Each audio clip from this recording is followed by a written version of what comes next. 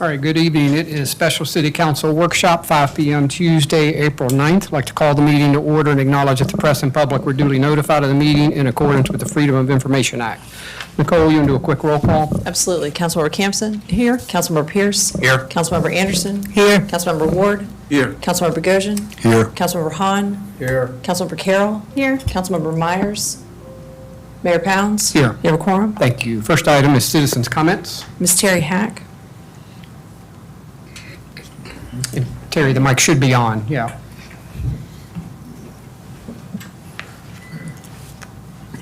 Good evening.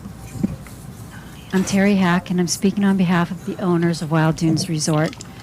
Thank you all for your continued service to our community. Tonight, I'm addressing the ordinance 2024-01, repeal and replace section 9-2-5, noise. The first three sentences of the proposed ordinance state the words excessive sound, which is correct and appropriate, opposed to what some residents are requesting, the words no sound. As I begin, the emission of sound from speech or music in GC1, GC3, LC, and PDD zoning districts should not be lower than 75 decibels during the prescribed daytime hours.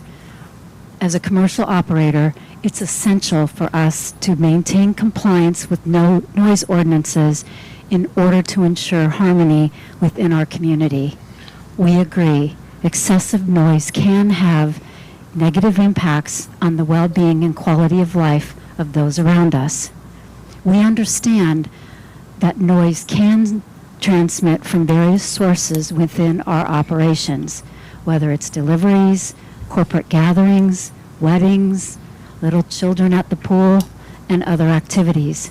Therefore, we have committed to taking proactive measures to mitigate noise levels for some time now. At the March 26th council meeting, I read a long list of some of the mitigation measures that the resort has implemented. Some additional steps we are taking: awareness. To ensure compliance, everyone within our organization will be aware of the local noise ordinances and understand the importance of compliance. This will involve training sessions, informational materials, and regular reminders. Noise monitoring. Implementing noise monitoring within our premises to help identify areas where noise levels might be exceeding acceptable limits. Community engagement. Continue to foster open communication with residents to address any concerns they have.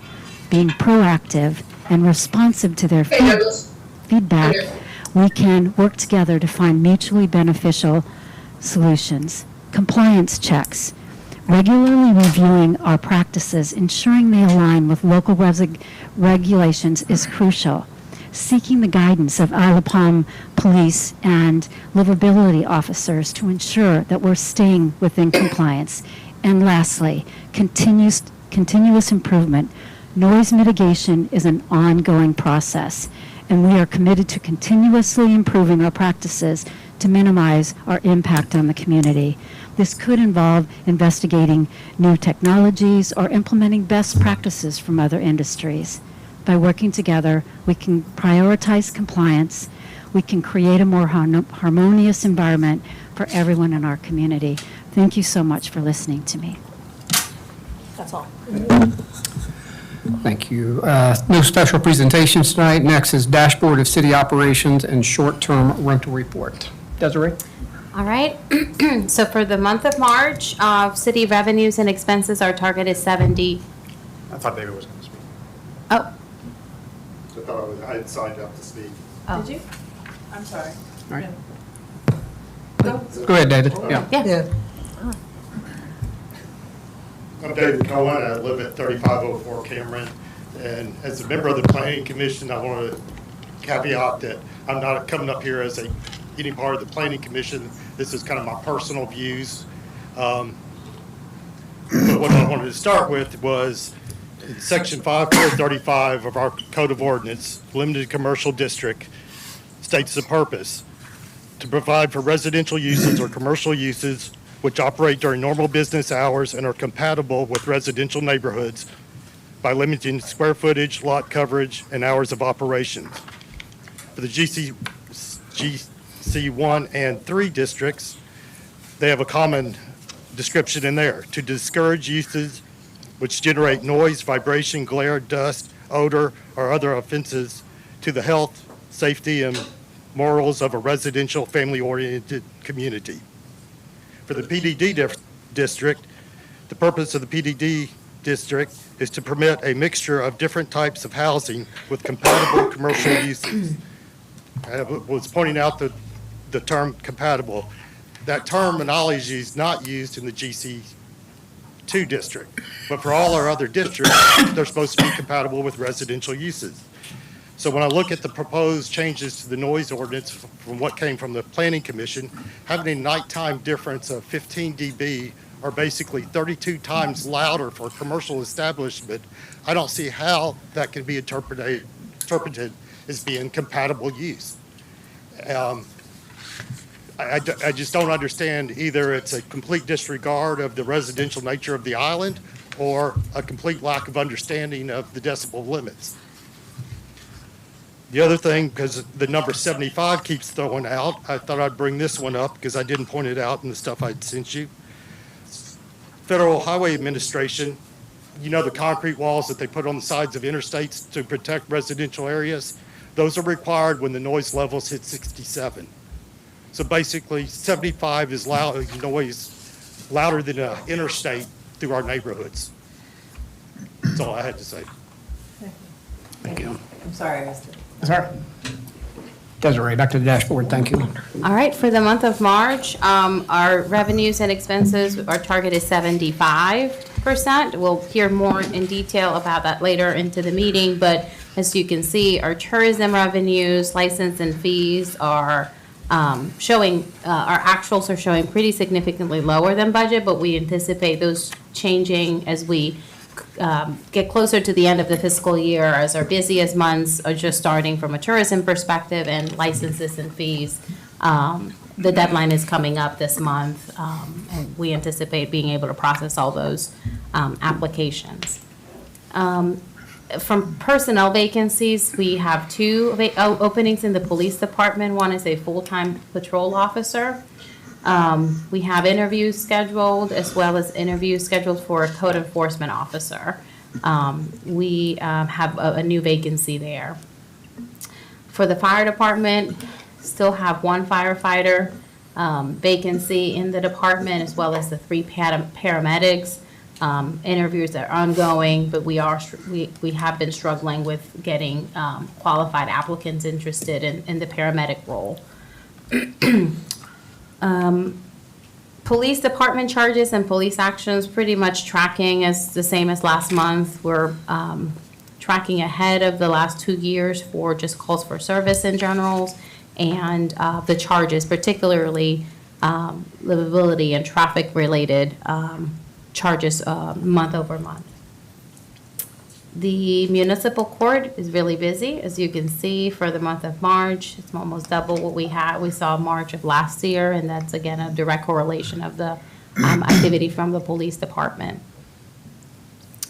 The only other thing that I wanted to point out is the short-term rental licenses. I know we're tracking that every month.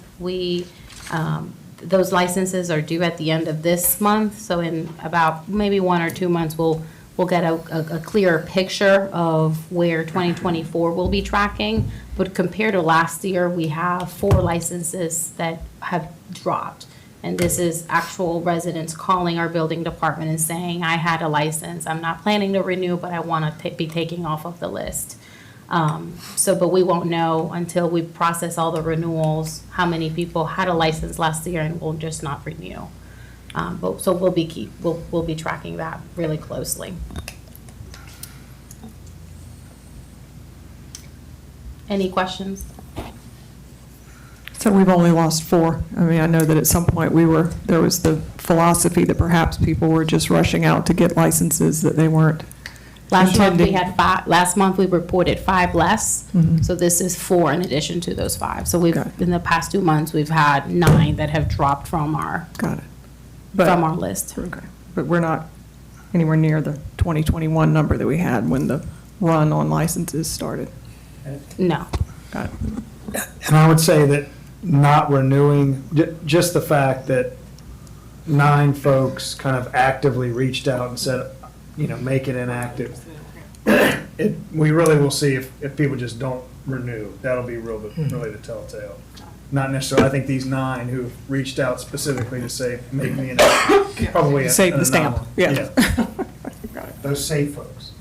Excuse me, I've talked to several people said that they were renewing because they didn't know what the future would bring. They didn't like paying the additional tax on their residence, but they were just going to renew it, but they had no plans on renting their property. So I'd like to see, when we get better numbers, what that number may be.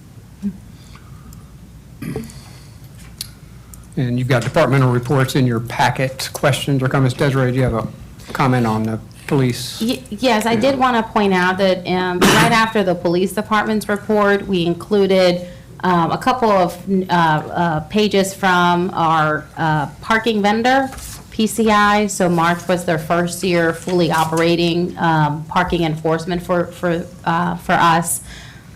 So we've included a monthly report. We're meeting with them tomorrow and working with Park Loyalty, which is the software system that they're using for tracking, to build a new dashboard that we'll update and provide to you every month. We don't have that just yet, but it'll look different coming, the next couple months, the next months.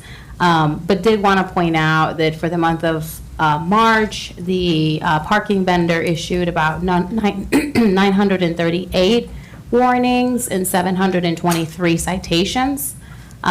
We'll be able to break all those down by type of violation. We'll share that as well. They collected 115,000 of revenue from the parking lots and on street, compared to about 87,000 same month that we collected last year. So even with the revenue share agreement that we have, which is a 76-24 share, we broke even in March, pretty much. So that's a good indicator. Again, we'll keep tracking that every month. But we've been so far very pleased. I think I reported to the Public Safety Committee that Chief and I meet with them weekly, going through a few hanks and hiccups in any transition, but overall, it's been a seamless transition from our perspective. So that's just an addition to the packet that I wanted to point out. Yeah. I had one thing that I'd like clarification on. When you get under non-payment, it shows quite a few of 882. And I'm just wondering, is that because they're downloading all of the delinquent accounts, getting them into the system? That's my question. I'm trying to pull up what you're referring to, Jan. Give me one It's- second. Can't see what page. Page 14, Okay, what, March citation summary. Look at the big number. It's for non-payment. I think it might be them downloading past due tickets. correct. Okay. Non-payment is a ticket that expired without paying. Right. They parked without, And so this is what was backlogged for us, and next month, I don't know whether No. we'll have that many as well? no. Those are tickets that were issued in March to people that didn't pay the meter or didn't use mobile payment. What you're referring to is, on our behalf, they are engaging the services of a collection agency to collect all unpaid citations for the past several years. That's not included here. Wow, okay, I'm impressed. Well, this is just a comment anecdotally. I don't know, Chief, if you can comment, but some neighbors have said that it seems like more of the BSOs are actually up and down the beach and not having to spend time on the road. So that's probably a good thing. Yes, that was the plan. Doing beach services. Yes. All right, that's all I wanted to point out from the Okay. report, unless there's any questions. Anything additionally on the short-term rental report that you wanted to hit on, Desiree?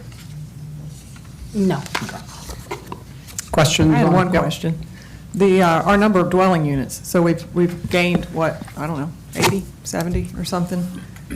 Do we have any idea yet what our max out number is as far as lots available left to build? It seems like we're running out of island here at some point. Yeah, there is a number in Yeah. the comprehensive plan, and I think it's That was under always, 100. yeah, that's what I was thinking. Something. We've got to be close to Yeah. being built out, I would think, yeah.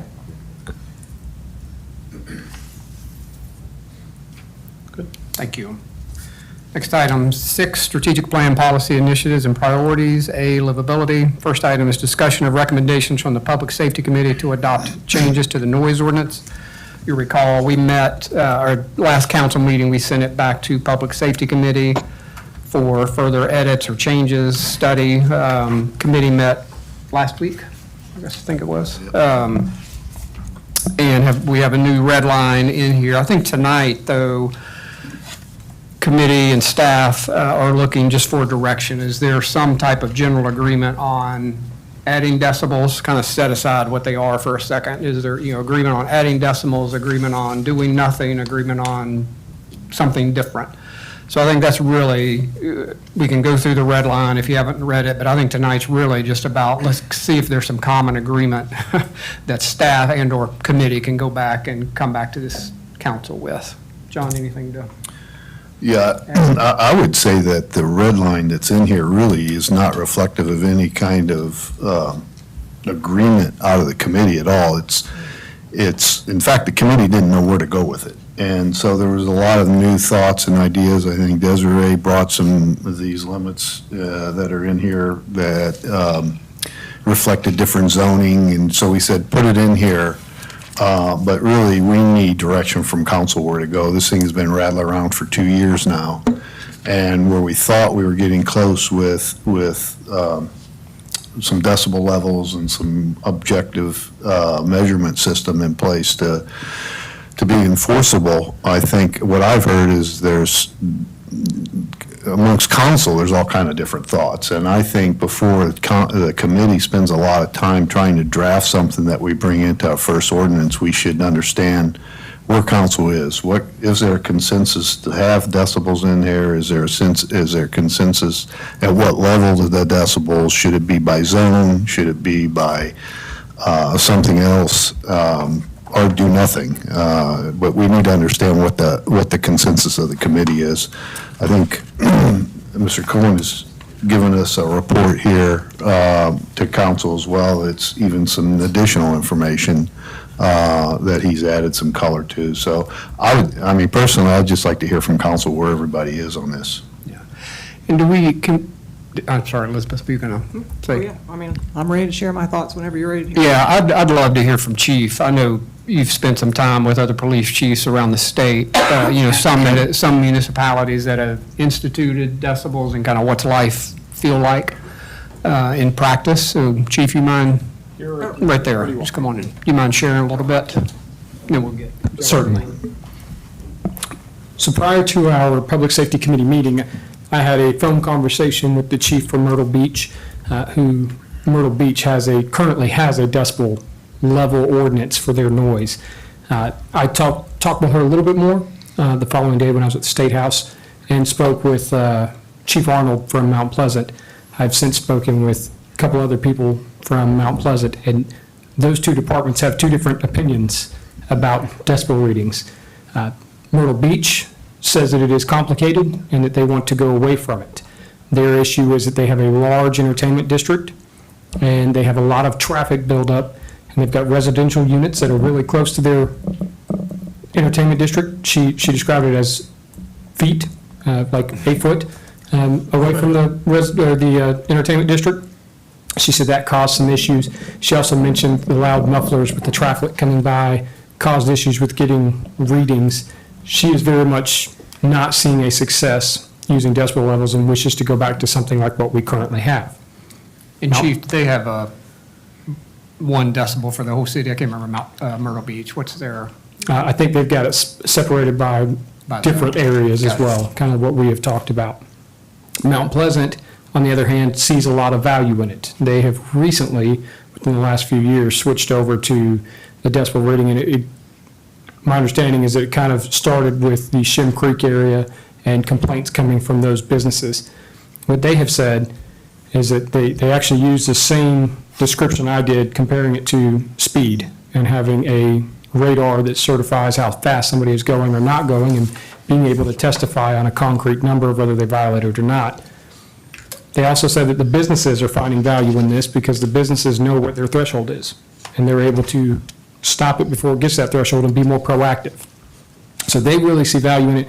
Their number of calls, they said they went up a little bit afterwards, but then they kind of died down. And they said some of the people that complained before quit complaining about businesses or residential areas, and some of them continued to make complaints, but they found it easier for enforcement on their end. So I really don't have a lot to give you because there's two different cities with two different opinions that are quite contrasting one another.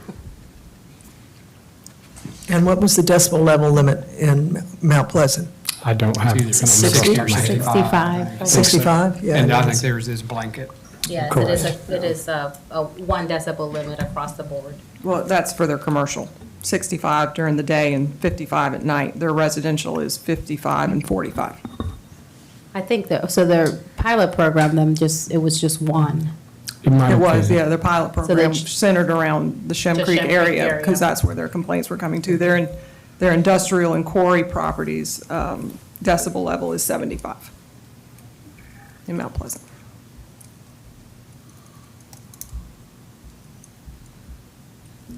Thank you, Chief. Run You're for your welcome. life. I'd like to say that was helpful, Chief, but I don't. But it's information nonetheless. Thank you. Elizabeth, go ahead. You Sure, had I'll lead off. interrupted you. Yep. So just high level, if that's what the point of this is tonight. Ms. Hack made some comments at our last meeting about asking the question why the zoning district that the Sweetgrass was in is being kind of singled out, and why the businesses in the Front Beach and the GC2 specifically, I think, are not being held to the same standard or to even be included in this discussion. And I agree. I think that island-wide, every zone needs to have a defined number. We don't need to talk about what the number is, but I completely agree with that philosophy. We don't need to start pitting one zoning district against another. Some of the comments that David made tonight were things that I was thinking as well, coming from a zoning perspective. And I'd actually looked up the different purposes of our zoning district and its districts. And it's easy to see that they are different, they're different. An SR1 should not be the same as a PDD. I mean, it's very clearly a multi-use district. Nobody, I don't think, that chooses to live in that community does so without the understanding that there are commercial elements in there. No business should operate without the recognition that there are residential elements in there. So, I think that sticking with island-wide zoning is a good plan. I like the idea in this draft specifically of defining what a city-sponsored event is, getting some definition and clarity around what we will allow, where, when, and how is good. And I guess just generally, those would be my only comments. Yeah. I mean, unless we want to get into the weeds, but, I think that the direction is good from this draft, so. But absent the breakouts by zones. Well, the red line that I have has got, I'm not certain that I agree with these. I mean, but this most recent draft does separate SR1, 2, and 3 and they have certain decibels. Gotcha. Yeah. Then we move on to GC1, 3, LC, and then the PDD, which I would not personally include the PDD in with other purely commercial zones, in my opinion. I think that they're a blend. And I think that the GC2 needs to have a number. I don't know what the number is, but to Ms. Hack's point, I don't think that they should just default to a more subjective measurement. I mean, I think the whole idea here is to put objective measurements that aid the police department in doing their job. And, I think that what we're talking about is, again, to David's point, an attempt to use this public safety ordinance in a way that protects everybody out here, whether they are residential in nature in their use, whether they are short-term rental and commercial in a residential zone, or whether they're purely business. Because I believe that some of the complaints, to the chief's point with Mount Pleasant, they may go away when people realize, hey, this is not, this is the number. I thought it was, it's a reasonable number, and just because it bothers me, this is more objective, and I need to, kind of get over it. And it keeps businesses from having to continue this ongoing exchange. It's objective, it's enforceable, we all agree to it, and we move on.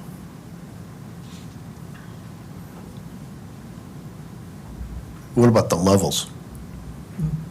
We weren't talking about levels. Well, I think. Yeah. Before we get into that, maybe I should make my I mean, do you agree You're with not these getting- levels in no, here? or- you're- no.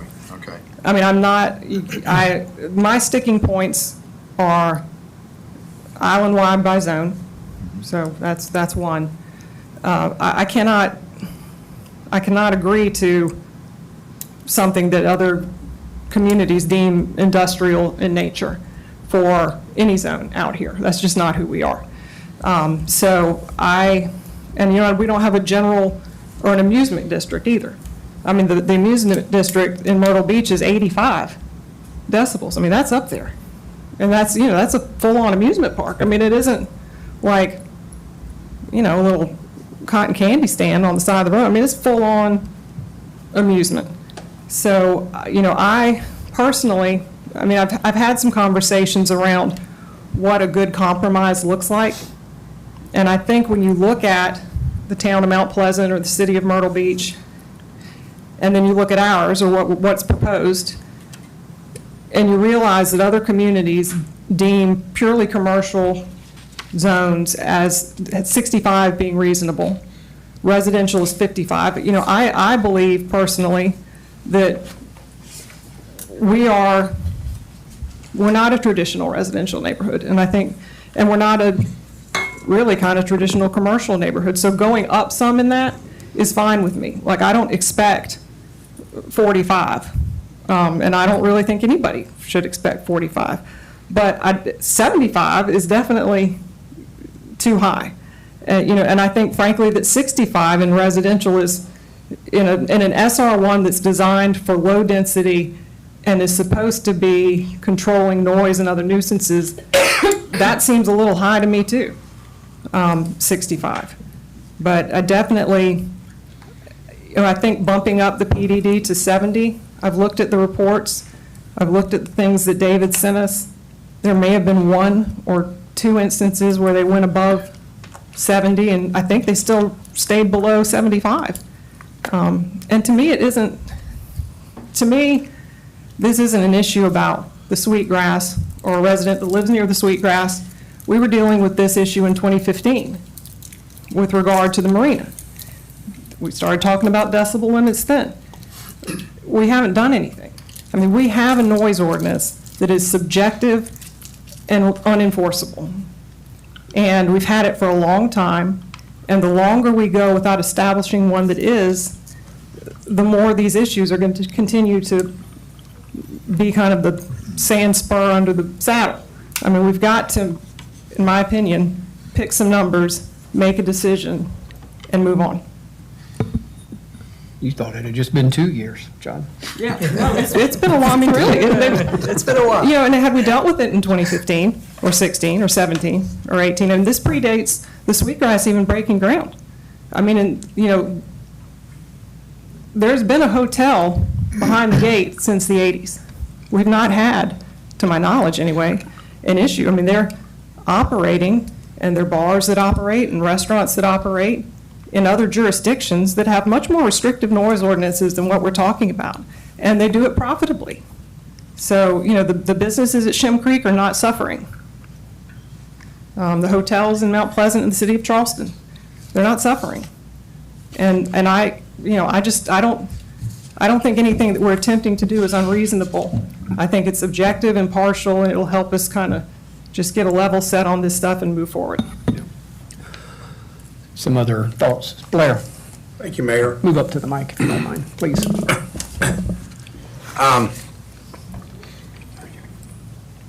I'm not sure if I was the first one to do it, but I think I'm the last council member to create this situation, because the chief presented to city council 2 years ago.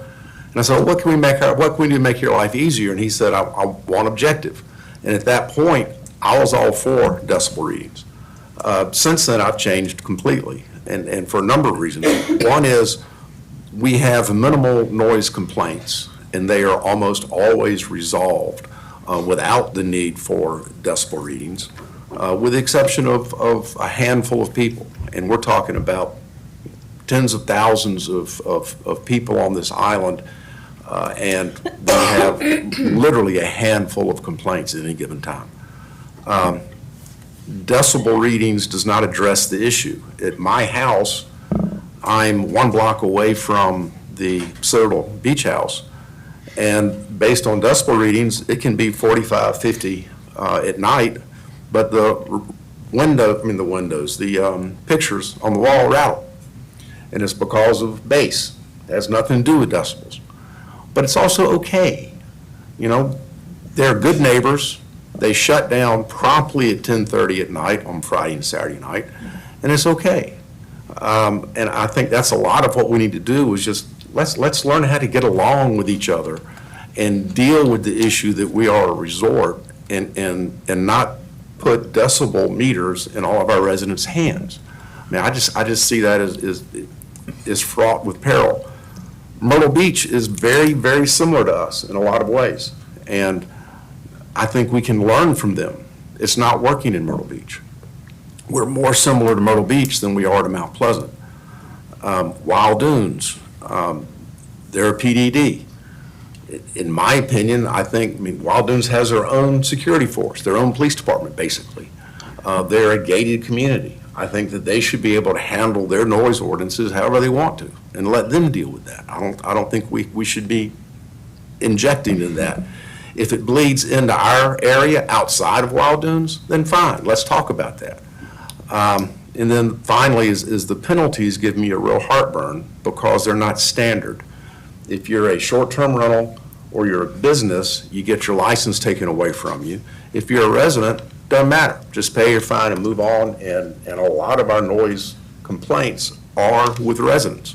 So that's a problem for me, and I am concerned that this is, in some ways, addressing the hidden agenda for people that want to limit short-term rentals. And it's not about noise, it's about putting pressure on short-term rentals. The rental community has spoken to us multiple times about this. They don't want noise complaints. They now have the technology to put in place monitors so that they're not noise complaints. Or if there is a noise complaint, they get a notice immediately and they resolve it. And they resolve it quickly, and they resolve it without the need of the police or anybody else. For me, before I would change the noise ordinance, I would suggest that we would look at, for short-term rentals, make those people put in a noise monitor. They're only $175. And then what, $15 a month, I believe, something like that. It's very, very inexpensive. For monitoring. For monitoring. And that addresses the issue, if that's the issue. If our issue is noise, let's address noise. If the issue is something else, let's talk about whatever that may be, and then let's address that. But I don't think that decibel readings are going to address the issue.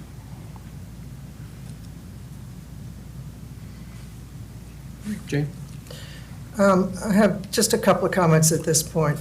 One of them is, we've heard from several people in the public that they were concerned that there were lots of items that would cause noise that seem to be acceptable out there, like wind and surf and cicadas and stuff. So we originally had, I thanks to David Cohen, something in the ordinance that said that only loud noise from speech or music, and generally amplified music for loud noise.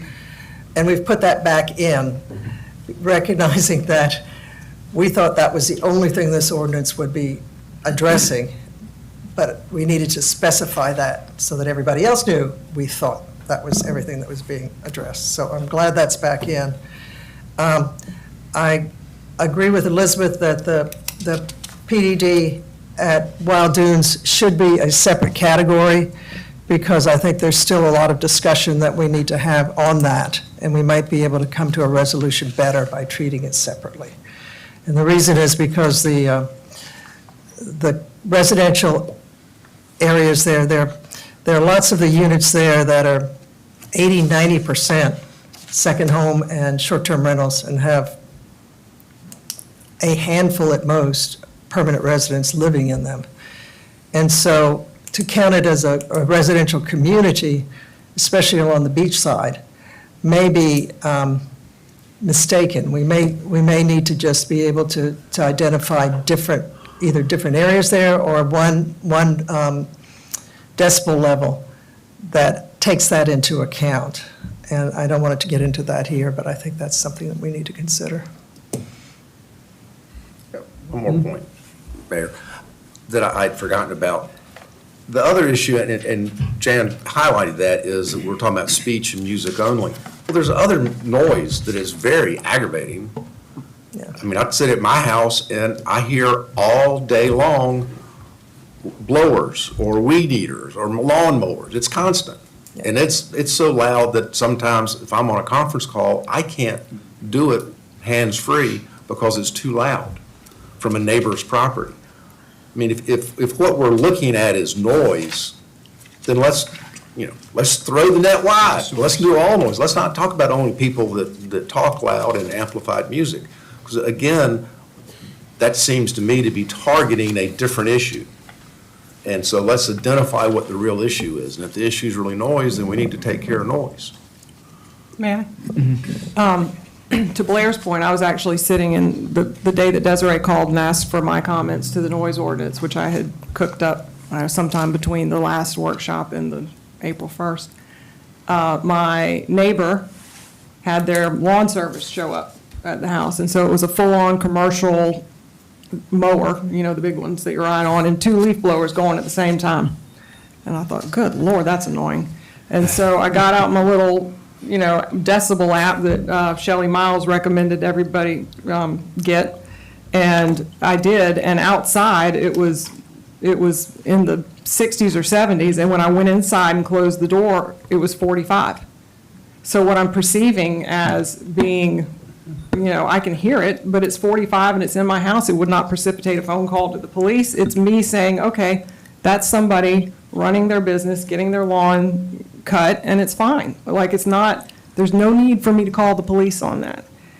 And to the point about, I guess, mandating, I don't know if we're talking about these noise monitors in rental homes. I mean, we didn't want to mandate our fire chief's recommendations, but we're going to mandate a noise monitor? I mean, I don't, this, to me, this issue that we're talking about, and now I'm talking about it because it hasn't been resolved, predated the short-term rental, the latest short-term rental discussion in the referendum. It didn't have anything to, one didn't have anything to do with the other. And, I don't know, I personally am not using this as leverage to get rid of short-term rentals. I'm just saying we need an objective, impartial ordinance, particularly based on the feedback we got from these workshops and these short-term rental meetings where people said, we don't want a limit, supposedly, we want enforcement. So now we're talking about giving the chief tools to use for enforcement, but now we don't want that either. I mean, we need to have enforceable, objective metrics in everything, whether it's speeding. I mean, do we not have a speed limit because we don't, only a certain number of people speed? I mean, when he was hired, chief came to us and said, I need a couple of ordinances in place that y'all don't have because I can't chase, we can't pursue people who we need to pursue. I mean, we didn't ask him 100 questions about, well, how many people do you pursue a year? I mean, this is objective and impartial, and we need to get on with it. Just a discussion. I know. I have two That's how the questions. sausage is made. Yep. Can y'all hear me? Yeah, go ahead, Katie, and then we'll get Jimmy. Okay, thanks. I just want to comment to a couple things that Councilman Collins said. First of all, he started off by saying that we started going down this rabbit hole because the police told us that that was what he needed in order to make it fair and enforceable, and now he's saying that this is a conspiracy theory because of the short-term rental people. I think that's disingenuous at best, and it's very frustrating that this has become yet another quiver for the short-term rental group to fight against the residents of this city. The residents, even if you go to the listening sessions, I thought that what came out of that was that everybody just wanted enforcement. And then our chief of police says that this is what he needs for enforcement, and now the short-term rental community doesn't want that either. I don't know if Councilman Hahn has been to Myrtle Beach, but I can tell you that I moved to the Isle of Palms not wanting it to be Myrtle Beach. I go to Myrtle Beach a couple times a year, and I do enjoy it, and it is fun, but that is not the community in which I want to live. And I don't think that there's too many people on this island that do want to live in a Myrtle Beach type place. And then just one more thing about this idea that there should be, if you're in an area that's primarily short-term rental, it should just be as loud as you want and there should be no restrictions whatsoever. I do believe that some people are coming to vacation on this island that we would like to come vacation on this island that might actually want to enjoy some peace and quiet. Or just some reasonable restrictions. And I also want to agree with what our chief told us at the last meeting and what Councilwoman Captions said earlier about the fact that if we did have an enforceable number, that it might actually be helpful for all parties involved. So, I'm sorry that I'm not there tonight. It's hard to be sitting here, but I have. I didn't want to give everybody pink eye, so. Yeah, thank you very much. I think you got general agreement, people are fine with that. Yeah. Thank you. Jimmy? So anyway, Oh, thanks sorry, a lot. Katie. Yep, thank you. Thank you. I just want to ask again, realistically, how big of a problem is this? How many noise complaints do we get in a month, in a year, compared to other misdemeanors on the island? And I asked this in the Public Safety Committee meeting, couldn't get an answer. They say we're directing just speech and amplified music. Does speech include children playing in a swimming pool? It would. It would. Okay. So I think the police chief told us in the public safety meeting that they do get those calls and they go and do what they need to do to answer children playing in a swimming pool. I think I don't want to speak for the chief, maybe you can comment on that, what you said in the public safety meeting, but I think there is some discretion that the police use when they make a call. Certainly. With any law minus felonious type laws where people have been injured, officers have discretion. And when they show up to kids in the pool, as they do now, we use that discretion to say, yes, they're children and it's 2 o'clock in the afternoon, and we don't write a ticket. And that, it doesn't matter what ordinance we have, that's going to be in place for our officers, and I would certainly never suggest that we take that away, because we can't say what every incident's going to be like or what every call is going to be like. And so leaving them with that discretion gives them the ability to go to the call where the kids are in the pool for those calls that we do get. And we do get a few a year for that, and not write a ticket. And so that they will exercise that discretion regardless of which ordinance we have, just as we do now. Would you address my first question? How frequent are the noise complaints? Well, when I went back and looked at our statistics, which I realized were not accurate in our previous monthly reports for noise, and I do apologize for that. I've sent out corrections to do that. I went through each one myself from 2024. We've had 2 in January, I think it was 4 in February, and 23 in March. And when you look at our calls for service, you can see kind of where that falls compared to the number of calls that we respond to. But it is not a large number, no. So 23 in March, and how many so far in April for the first, 8 days or whatever it is? We don't have April. Do you have April, Chief? Through the 6th, we've had 12. Okay. It's So not they are- included in what I forwarded to Right. you all, it's Yeah. not, but. Right. Correct. That was just. So 23 in through the March, so 6th. far 6 in, and so the season is just starting to kick in. That's correct. That Yes, you sir. would expect that to go up strong. From Right. May of 2023, we started using incident reports. And so from May to December 31st, we had 140 incident reports documented for noise complaints throughout the year. And Chief, out of the 23, sorry, I didn't want to, if you had other things, I can. No, he's answered my questions. If you, out of the 23, how many citations were written? It looks like just one. So is that indicative of the fact you don't have an objective noise ordinance? It could be, it certainly could be that if there is something that gives them a measurement to see if there's a violation or not, that there would be more citations issued. It is completely subjective at the moment with the way that we have it, that if an officer shows up and they decide that it's not too loud just based on their own experience, then they won't write one and they'll unfound it. But any of these that are founded, which you see on that report that I think Councilmember Campson sent out to everybody, anyone that says it's founded, they had a legitimate violation and they just chose not to write a ticket, because most of the time, when an officer shows up, the violation is stopped. You know, their mere presence can stop the noise, and that is exactly what we're trying to get them to do. And so if they do that and they're compliant, we don't write them a ticket. Now, if we go back again, I promise you they get a ticket even if they decide to comply that second time. But the one ticket I do see on here was somebody who was very much not compliant when I read the report, so. And Chief, remind me, if we went down this path, is there equipment needs that you all would have or not? We would buy, right now, we've got a less expensive decibel reader that we've been using. If this ordinance passed, we would want to buy a decibel reader that runs about $500, and I would, of course, recommend that we buy 2 of those. That decibel reader will come with the calibration equipment to make sure that it remains calibrated. Got it. Thank you. Stay right there, Chief.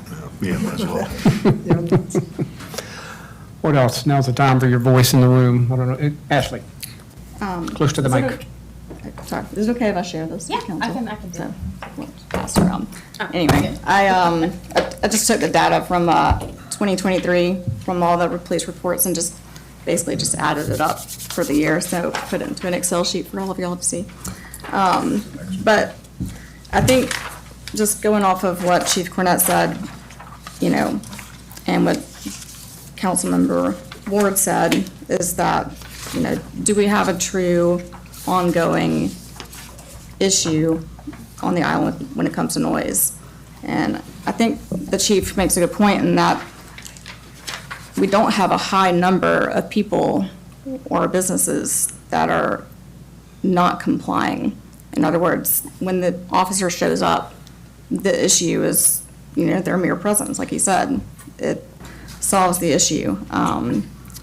You know, if we were looking at numbers that showed a high number of people just not wanting to comply with the officer's request, you know, I think we might need to look at changing our policy.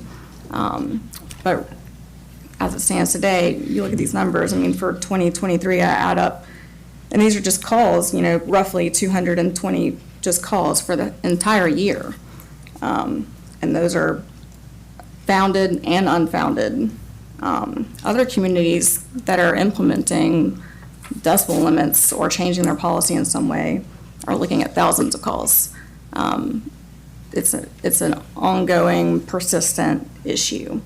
You know, so while I do understand that other people and other communities have put decibel limits in place. I just don't think that we should just essentially copy what other communities are doing, especially when it's a rather new technological advancement that people are doing, and it's not really proven. And as we've seen with Myrtle Beach, they implemented it, and now they're kind of wanting to reverse track. I mean, I think we should look at policies that have proven to be successful. Mount Pleasant is certainly very different from Isle of Palms.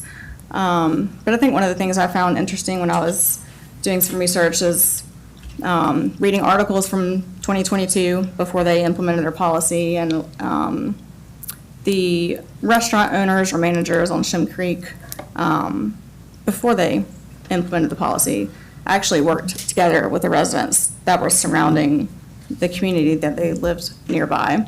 And they resolved the issue and came to an agreeable solution on their own, without having to impose, essentially a kind of a petty ordinance that might not be needed. So that could be a reason why Mount Pleasant chief of police, likes it. They don't really have a lot of calls anymore. They don't have to enforce it. It's not, rampant like issue with the community. The other thing with decibel limits, and last fall I met with the chief of police, and we have decibel meters in our properties, and I found them to be extremely helpful. And I was fully on board with, why don't we just staff our police with these? This would be great, an easy solution. But doing further research and several conference calls with people who are experts in this field of decibel monitors and readings and how they work, it's actually not as objective as you might think it is. And like you said, the officer still has discretion when they go. So there's factors that come into play if an officer goes to a property to take a reading, how are they to determine if the, group of people on the back porch talking or the kids playing the pool, whatever it is, are meeting the threshold or above the threshold, but that also how much of that is due to wind or the traffic or the cicadas or, anything, external factors like that. I think it is hard for the officer, or it will be, difficult for them to make that determination.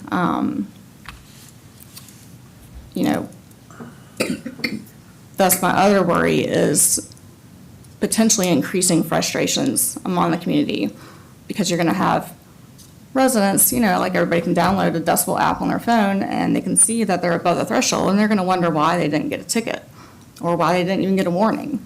I would like to think that the officers, and I believe that they already do this, they don't issue citations to children playing in the pool or playing putt-putt in the backyard in the middle of the day. One of these noise violations on March 27th, it's not one of my properties, but another property. They were called to a property at 7:30 in the evening for a kids' baseball team that was playing putt-putt in the backyard and having a friendly competition. I mean, is that something that we really want to encourage people to call on? I mean, I just keep wondering what kind of community we're wanting to be. I believe we want to be a thriving residential community, and that means that, yes, we have young families that live here, and we have adults of all ages, and they'd like to invite their family or friends over for dinner, football games, what have you. But you get, one neighbor who has an issue because noise is subjective, and you're just going to give them a tool that creates problems and increases frustration potentially. It's not reasonable or realistic to live in a community that virtually has no noise, which I believe, at 65 decibel limits, it is equivalent to a polite conversation. So just for example, my family had people over for Easter Sunday, and it was about 7 adults, 7 kids.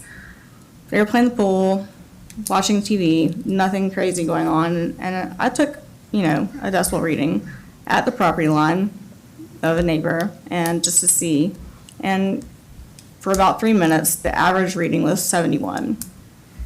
So we certainly meet the threshold to warrant a ticket.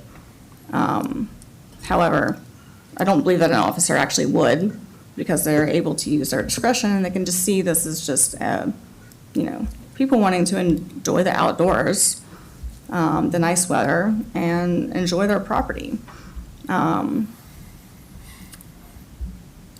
Since Elizabeth brought up a good point, is that, this isn't a new issue, not the first time it's been talked about, but one thing I would like, and I don't believe that I've seen, but being in this business, in the rental business for, 15 years or so now, I don't think that anybody's ever reached out to the rental community and made like an effort to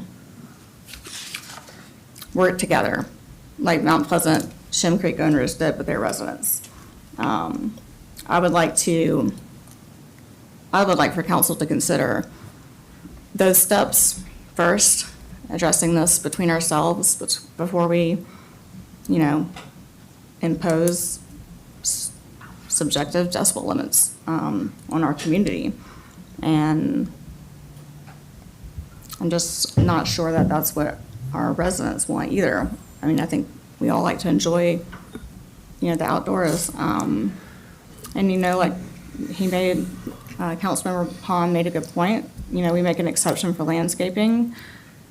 Gas-powered leaf blowers can be 70 to 80 decibels alone. And yes, when you go inside, it's much less and there's not a problem.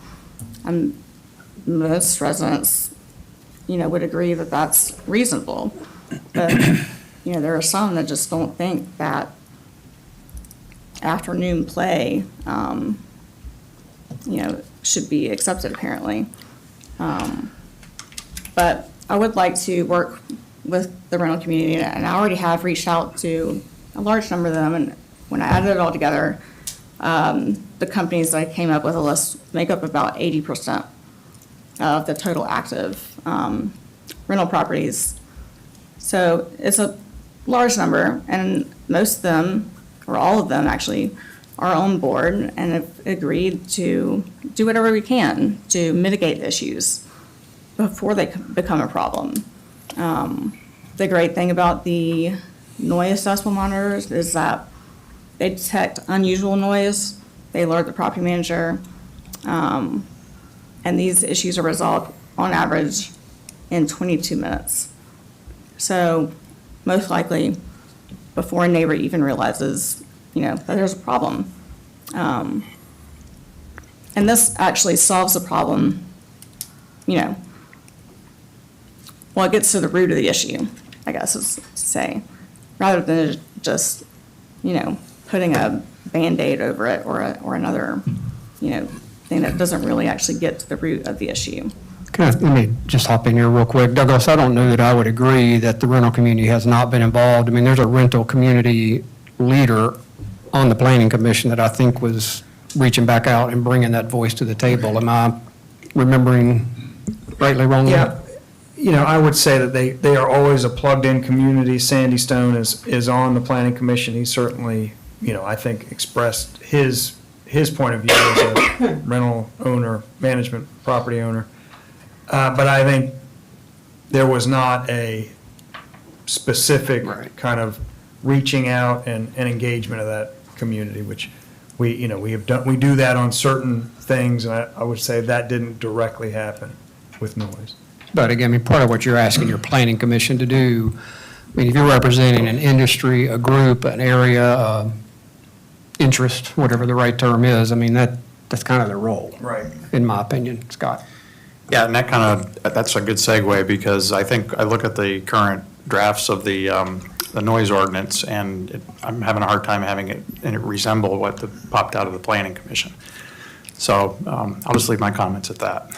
And actually, I'll finish up if you No, need to. I you're was just good. gonna. Well, yeah, I mean, to your point, and you know, Sandy Stone is great, and he's, I think, mostly retired now, or trying to be retired. There's a lot of new companies that have, you know, smaller companies even, they're more like boutique companies that are on the island now. And what I have found when talking to them is that they are not aware of a lot of things going on. A lot of them weren't aware that there were even noise monitors available. But anywho, I mean, just kind of all over the place. But, I mean, just to wrap this up, I mean, the rental community is always making efforts, and the chief has always said that, you know, they have a great relationship. And I just don't think that we really actually have a problem. I mean, when you look at these numbers broken down by month, you know, and April and May, you know, last year, 15 and 17 complaints or just calls, you know, that are either not founded or not founded. I just believe that as a community, we can solve this together rather than, you know, put some new policy in. Yeah, I mean, some of the feedback to the committee could certainly be to engage the rental community if that was a path. I mean, but I guess, John, I'm guessing you have zero more clarity than when you walked in tonight. But, I mean, is there an issue with, I agree we don't have a problem. I think, Chief, if you talk to somebody in any major size city, I mean, Columbia, even that size of a city, Charleston, and said, you know, we had 100 and whatever numbers, they would probably say, did you leave off a 0 or 2, you know, 1,000 or 10,000 maybe? No, we don't have, but I don't know that there's a issue with being proactive on the topic either. You know, and getting something in place that, to Chief's point, and we've been very willing to put the K-9 unit in and buy a drone and to buy equipment and to do X and Y and fire as well. You guys tell us what you need and we'll be there for you. I mean, we've heard from our chief to say his team needs help in putting this in place. And you know, the conversations I have with residents are, people aren't calling today for the most part with issues, with noise issues. What we have on the books is not going to change that, in my opinion. I mean, I had one conversation with a resident this week asking me what's going on with the noise ordinance, where is it? They had an issue at 4 a.m. in the morning. I said, it doesn't matter what's on our book. It's 4 a.m. in the morning. If that's an issue, pick up the phone and call and have somebody take care of it. Well, you know, I didn't want to be that person, and but we can't solve for that. But we can solve for putting tools in our team's hands to get something done. John, I would tell the committee to take this thing back, fine tune what the decibel limits are. I'm hearing all over the place tonight, but I'm hearing mostly some decibel numbers people are willing to hand to our enforcement team to let them do what they need to do. I mean, Just one quick that's my question. view. Ashley, you mentioned the Shem Creek restaurant owners got together with Mount Pleasant, and they kind of coalesced around a number. What was that number? It's either 60 or 65 in Mount 60, Pleasant, yeah, I'm pretty sure. 65 during the day and 55 at So, night. and they're finding that acceptable. Yeah, that's purely commercial zone. Yeah. Yeah. And I would say too, you know, if a community, and I don't know if you're speaking particularly about Mount Pleasant, but if communities are dealing with thousands of calls and then they have a decibel limit and they're not really getting any anymore, it could be that it worked. You know, it might, you know, that might be I one of the think good that's a good point. consequences of it, yeah. 'Cause I think that's a to your- good point. Yeah. I would like to give everybody an objective tool, not just the police, but, you know, the residents and the short-term rental owners, and, because they can say, hey, it's under the limit, leave us alone. You know, there's a positive, a lot of people seem to be viewing this from a negative perspective, like it's something bad that we're doing in some sort of way, a negative way. But objective standards for enforcement, in my opinion, are positive, because they put everybody on the same playing field, everybody knows the rules, and there's no subjectivity anymore to it. So, I mean, I'm in favor of trying to get something out of the committee. Yeah, well, there's nothing, an ordinance goes into effect. When it goes into effect, nothing to say we can't come back and tweak at some point, certainly, once we have experience with it. Wasn't this going to be 6 months too long? Yeah. The question was, wasn't this going to be temporary, a season, 6 months, some number? And we had talked about that probably in, Blair, when you were on public safety. I mean, that was probably last year when we kicked this around the first time. I think there was some conversation about a trial period or something similar to what Mount P had done. And I think that's reasonable as well. Well, what is this exercise, or is the council giving recommendations to take back to the committee once again? Just trying to give some direction to them. I mean, it's just like we ask our staff, we're asking. Well, we're you getting to- mixed directions, you know? Don't So would you, disagree. are you in help us. favor of a decibel limit? What? Are you in favor of a decibel limit? No. No, okay, so that's a no from him. Myrtle Beach is It's no. much bigger than us, and they're getting away from it. I think we're kind of misdirected.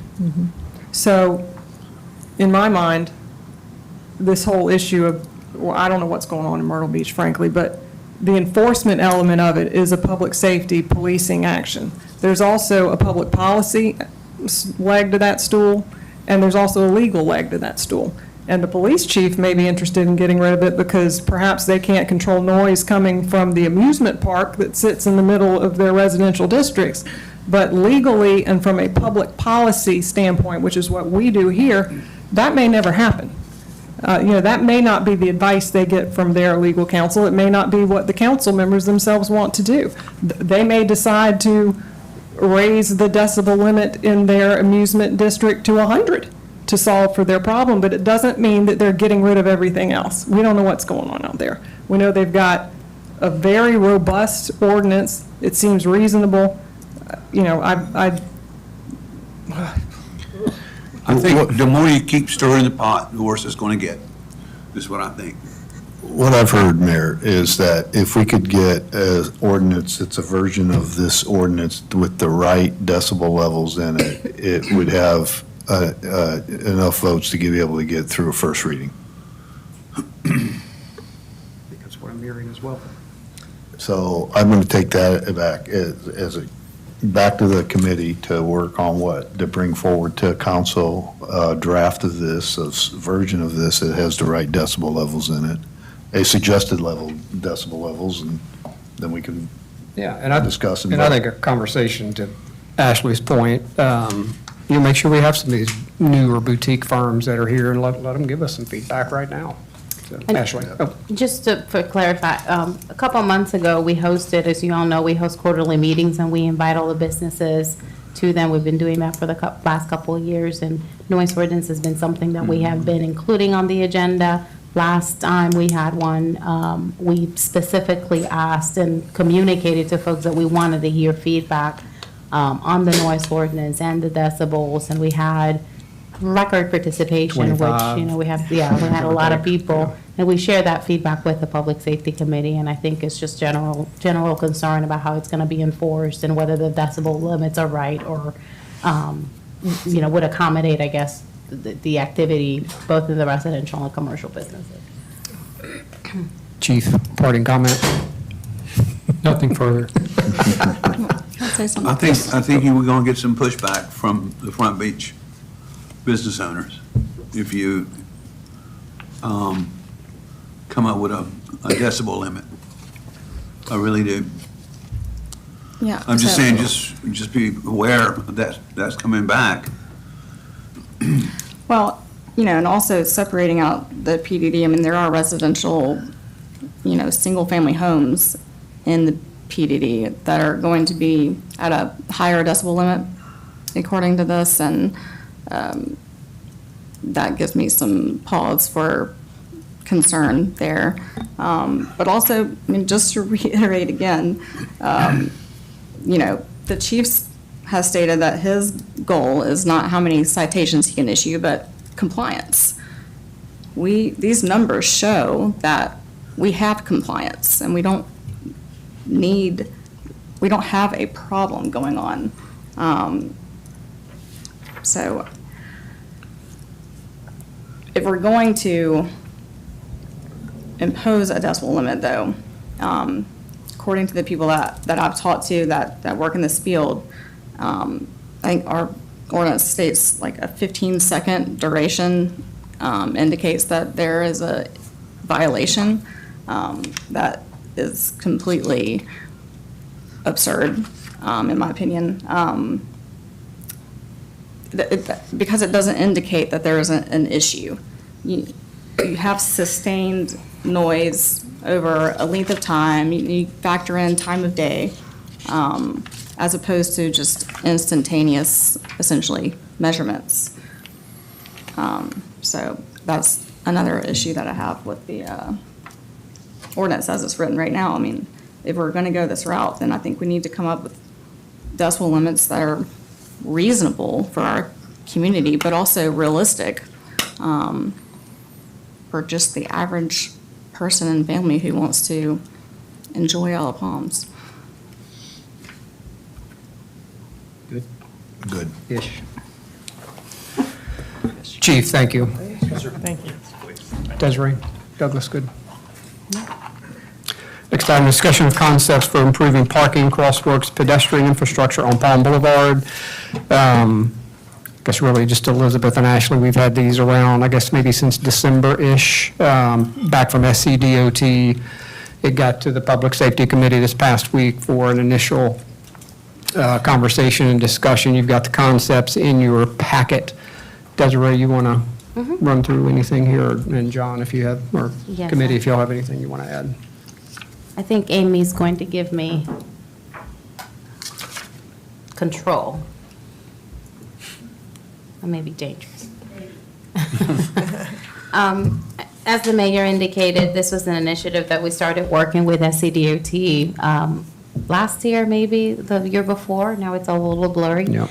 But the goal of this exercise was to conceptualize improvements to Palm Boulevard with the goal of improving safety, pedestrian, cyclists, parking, traffic safety overall, and understand what would be feasible by, with utilizing the public right-of-way space that we have along that section of Palm Boulevard, where most of our beach parking happens in that section of Palm.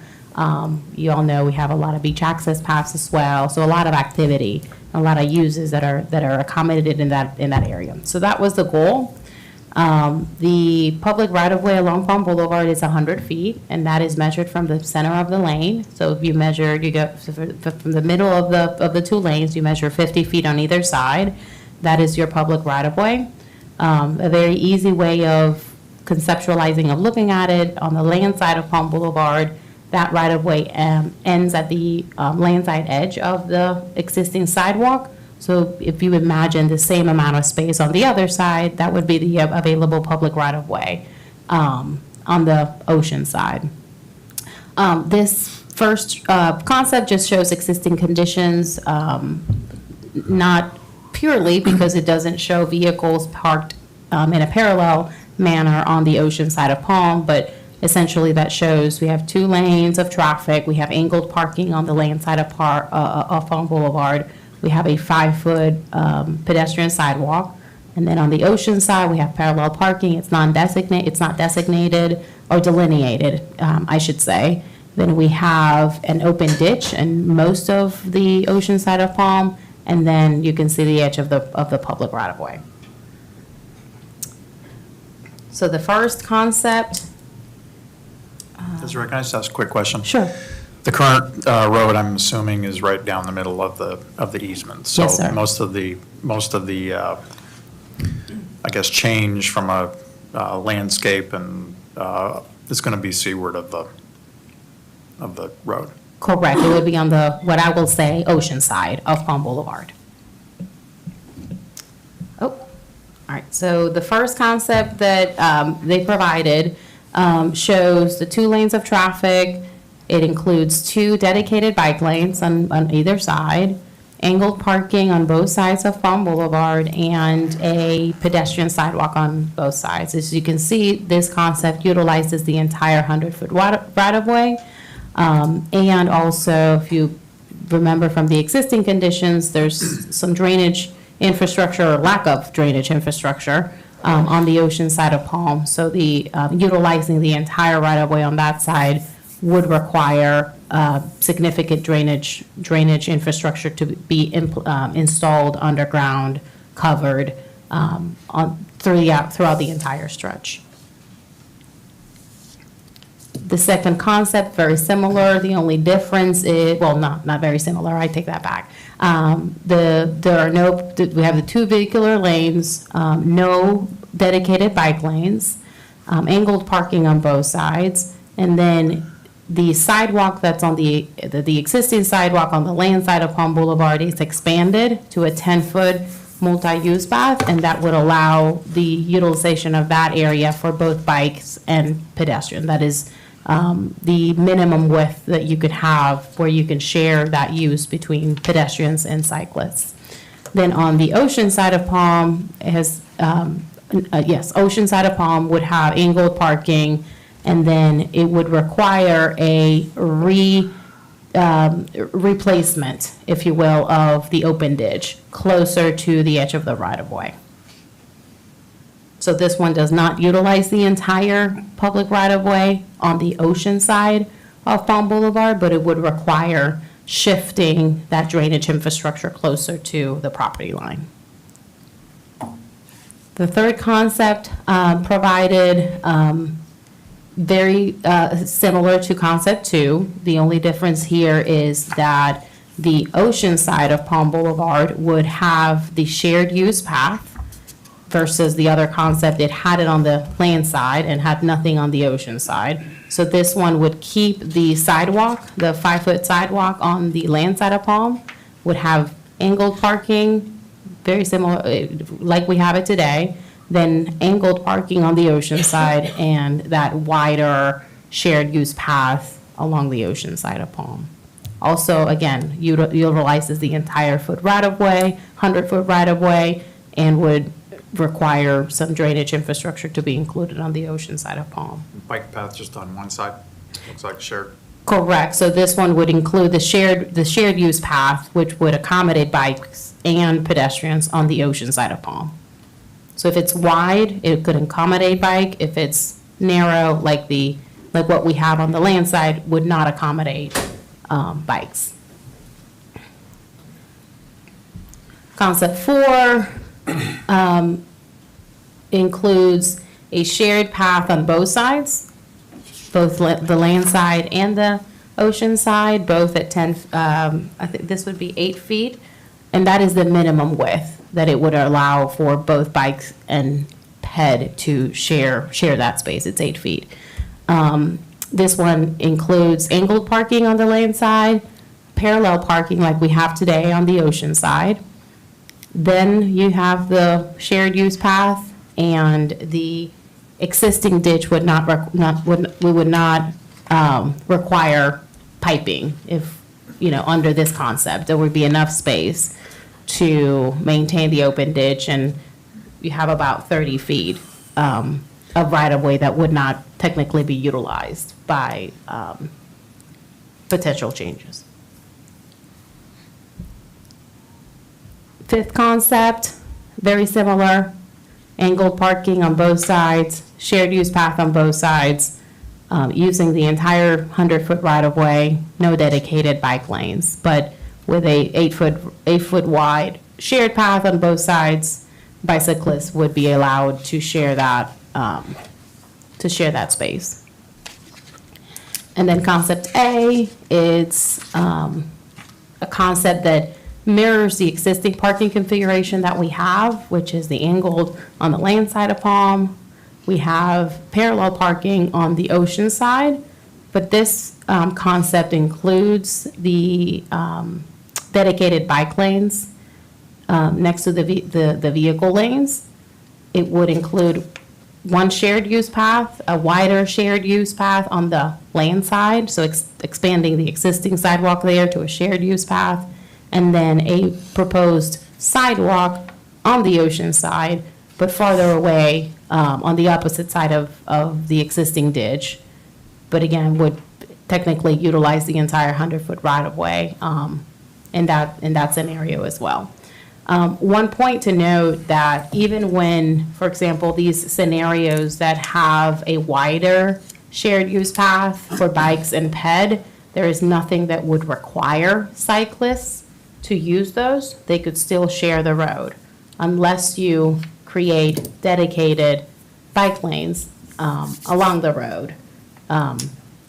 They would, here they would have the space to be able to share the road throughout their own dedicated lane. But, for example, if we don't have dedicated bike lanes and we have shared use path on both sides, cyclists could still decide to use the lane of traffic to use their bike. Hey, I apologize, and you may have covered this in the public safety, but was there any conversation about the safety impacts of having a bike lane from a angled parking behind the angled parking versus, pulling out, if you've witnessed people pulling out from that angled parking, they're pulling right out they have to pull out into the road.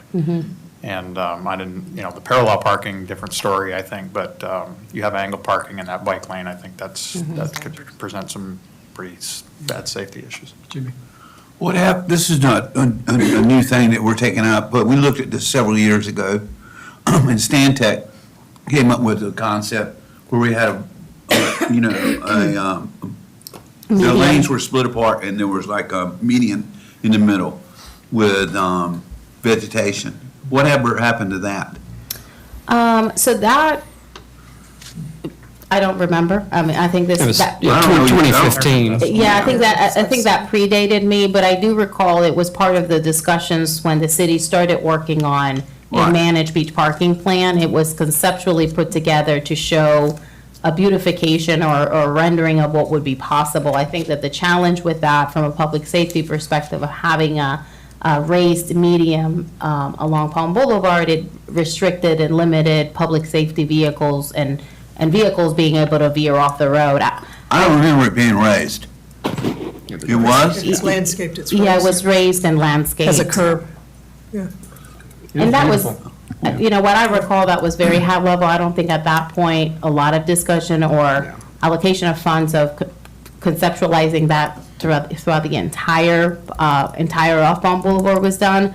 I do recall, I think anecdotally, folks sharing that just concerns and pushback from the residents along Palm Boulevard on the ocean side of Palm, who, are when you look at Palm Boulevard, that area looks very wide, and there is a lot of space between the parallel parking and the property line and and where the homes are.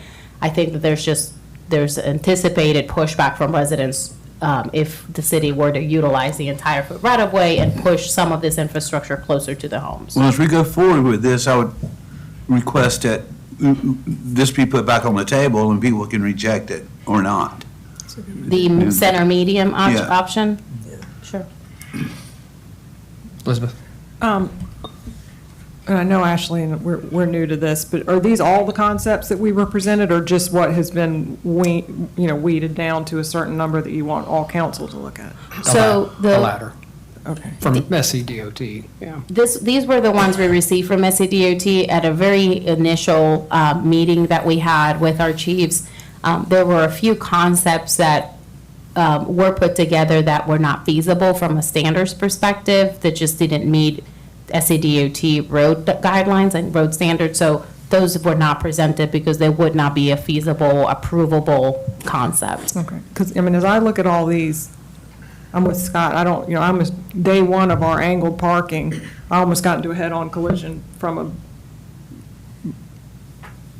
SUV backing into the lane of traffic and another one coming around, and I can still see it in my mind's eye, looping around and coming straight at me. I thought, well, here we go. But I like the idea of a separate bike lane, because I like the idea that serious bicyclists would be in it. I don't know where, I guess the golf carts will go into the multi-purpose, or where would, is that they're not supposed to be on the road at all? Okay. Correct, in that road. But, I mean, I could see maybe like the bike lanes going on the, other side of the car. I mean, still giving them some dedication, but I don't like them that close to a car that could be backing up either, because I don't think that line of sight is good enough to notice a bicyclist. Blair, do you have a comment? Yeah, I mean, to me, the angled parking is something that was crammed down our throats and doesn't work. There's a fiction there that people can back out of those parking spaces without getting into traffic. We all know that doesn't work. RVs, dump trucks. Yesterday, there was a tractor from a tractor trailer rig stored in the angled parking because they're deep enough. It just doesn't work. I think we ought to do parallel parking on both sides of the road, and I would like to see some sort of an emergency lane or median. Last year, on busy weekends, emergency vehicles can't get down Palm Boulevard because it's bumper to bumper both ways. So there's no place for anybody to go, and you have people walking, and you have babies, and you have drunks, and you got emergency vehicles trying to run down the road. I mean, it's just fraught with peril, and we're trying to cram too much into that, and so I would have a hard no on any angled parking. It needs to be parallel parking on both sides. Scott? Quick question. Who pays for the drainage? You said 3 or 4 options had some extensive drainage. Is this SCDOT picking up the tab for all that construction associated with the implementation, or is this something, because that might be a cost prohibition for us if we have to do that whole stretch, or consideration, I would say. I would say that, any type of improvements to Palm Boulevard to this degree will require the participation of many partners, I would think, just because of how expensive implementing a plan like this would be. I think that it would be eligible for state and federal grants because there is a lot of emphasis being placed on infrastructure for pedestrians and cyclists that I think a project like this would be eligible for. That's good to hear. But we have not, this is very highly conceptual at this point, and a lot of work would need to get into even getting cost estimates for an initiative like this, and then would be a conversation about where funding is available to construct it. That's a very good point, because when we first talked about this in public safety, people were approaching me and said that they've seen the TV news said we're going to start construction in the fall. I think we need to get it out there that there's this multi-year project down the road. Don't you agree? Absolutely. This is a multi-year, What are you going to do to Palm multifaceted. Boulevard?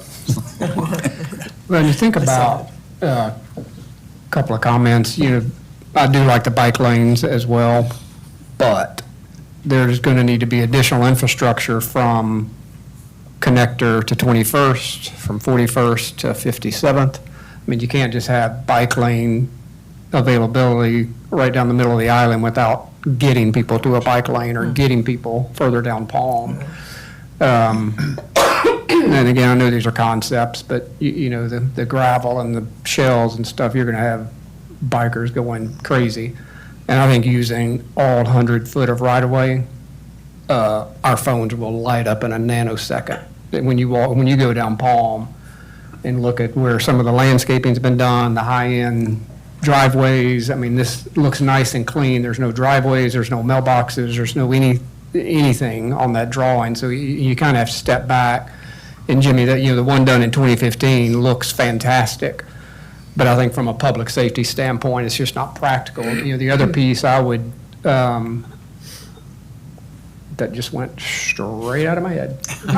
We just opened up a big old box of trouble. Oh, I know, let me just, thank you for that pause. If you think about the crosswalks, I think we could all agree, maybe, that the crosswalks on Palm definitely need some help. Whether it's signage, raised paths, whatever it is, just line up better with the beach access path, whatever it is, that definitely needs help. In this conversations, I think with SCDOT said, yeah, we'll take care of that when we do this whole thing, and I think that's great, because that's the real need to me. it'd be nice to have a garbage truck lane, so they don't hold up. Now we're talking about the whole 100 feet. But, yeah, this one, Jimmy, to your point, if we do something 5 years from this fall, I'll be shocked, because this one is complicated, it's expensive. It's just, it's a tough one to crack. Very controversial, no matter what you do. And I think, let me just say this one real quick, and, I think this is one easily could be done in phases. And to me, the crosswalks are the first thing that really needs to be done to take care of pedestrian safety, but that's my opinion. Jan, once you go, you haven't had a. Okay, a couple of things that I want to point out. As a traffic engineer, we try to design things to make it better for the motoring vehicle and the pedestrians and the cyclists. But it's not always what will actually be used. So my feeling is, even if we had a multi-use path for bicyclists, they would still be using Palm Boulevard, the ones that are in pelotons or the more sophisticated riders. So the bike lanes adjacent to the travel lanes, to me, make more sense. The second thing is, the bike lane is a mandated 5-foot wide distance. It has to be 5 feet wide to be marked as a bike lane. You also have a 5-foot buffer now next to that bike lane, which is 10 feet, which is a narrow lane, so that if there is an emergency vehicle that needs to get up and down the street, the cars on both sides would probably move over, leaving a wide enough path, either in a single lane or down the middle that it could use to get through. So it solves that problem as well. I believe that it would be wonderful if we could get South Carolina DOT to just do a whole new construction project of Palm Boulevard with all of these improvements. With respect to the crosswalks, you can see what happens when it's done piecemeal. I think, was it a DOT that put in that marked the crosswalks out there? We're not sure, but the traffic engineer would put them at the intersection because that's where they think people cross. But if there's a beach access path, which there isn't on most of the streets in this country, it's probably better to put it at the beach access path where people are actually going to come out from the beach and try to cross the road. So when you do it piecemeal, it sometimes doesn't come together the way you want. So having it all together would be best, but that means waiting longer. Of course, the compromise is just to take a bucket of paint and go out there and restripe the crosswalks where we think they need to be. If the whole road were rebuilt, I think we could also add some crosswalk flashing lights, indicators, or something like that to make it actually safer for people to cross. I like the wide multi-use path because I think that does solve any issue that anybody has trying to get along that road safely, whether it's pedestrian or bicyclist. A family could use the multi-use path while the more sophisticated bicyclists would be on the road. But it's going to cost a lot of money, and I'm not sure where DOT is going to get the money. So that's one of the things we can work on with our state legislators. Yeah, so Desiree, kind of what's next? Did anything come out of committee? Just a conversation to bring it here? Bring it here. Yeah. So kind of paint a picture, what's next, if anything? Well, getting feedback from council, I've indicated to the Public Safety Committee, this was an initiative that DOT agreed to pay on our behalf, to work on this project with us, to develop these concepts. I do not know how much is left on that contract and whether it would support additional concepts based on the feedback that I've received. But if there is a desire of wanting to see conceptually a different version, that we Can I ask one can. question on that? Or on number 4, can we just go there for a second? This kind of goes to Blair's comment, and I think Elizabeth. I mean, I'd like to see, is it possible, and this may also solve for the encroachment on the ocean side? If we had parallel parking on both sides of this, what would that do? Maybe. parallel, instead of angle parking, have parallel parking on both sides with the multi-use paths on both sides. But it also wouldn't require us encroaching as far onto the ocean side. And it would also probably alleviate some of the drainage requirements that we were talking about, because I think this was one option that didn't require the extensive drainage underlay. To kind of have a 4A option. Yeah, just see what that looks like. It might be less expensive for everybody as well. Sorry. So I can ask to see whether or not that's even. What's left on the what's left, contract, yeah. Whether or not that's feasible. And then the next step, based on the feedback from council, maybe narrow it down to a handful. Well, we have a handful. Narrow it down to maybe one or two or three, and get public comment, just get a feel from the community about these concepts. First, they need to be feasible from an engineering perspective, from public safety, before we put it out. But that would be the next step. And then once we have a clear direction, then there will be, allocation of funds towards the engineering, surveying, getting a project that would be as close as ready to shovel ready, that would make a very attractive project to get grants for. Yeah.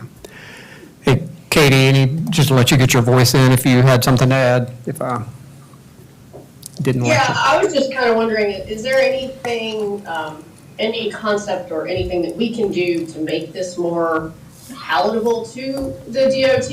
Like, I'm just wondering, we're obviously going to need considerable assistance on this, money-wise and everything else.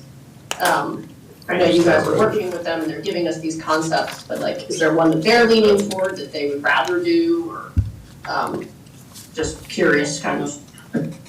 They have. Yeah? Yeah. Go ahead. They haven't indicated a preference on any of these I concepts. think they're all equally expensive. Yes.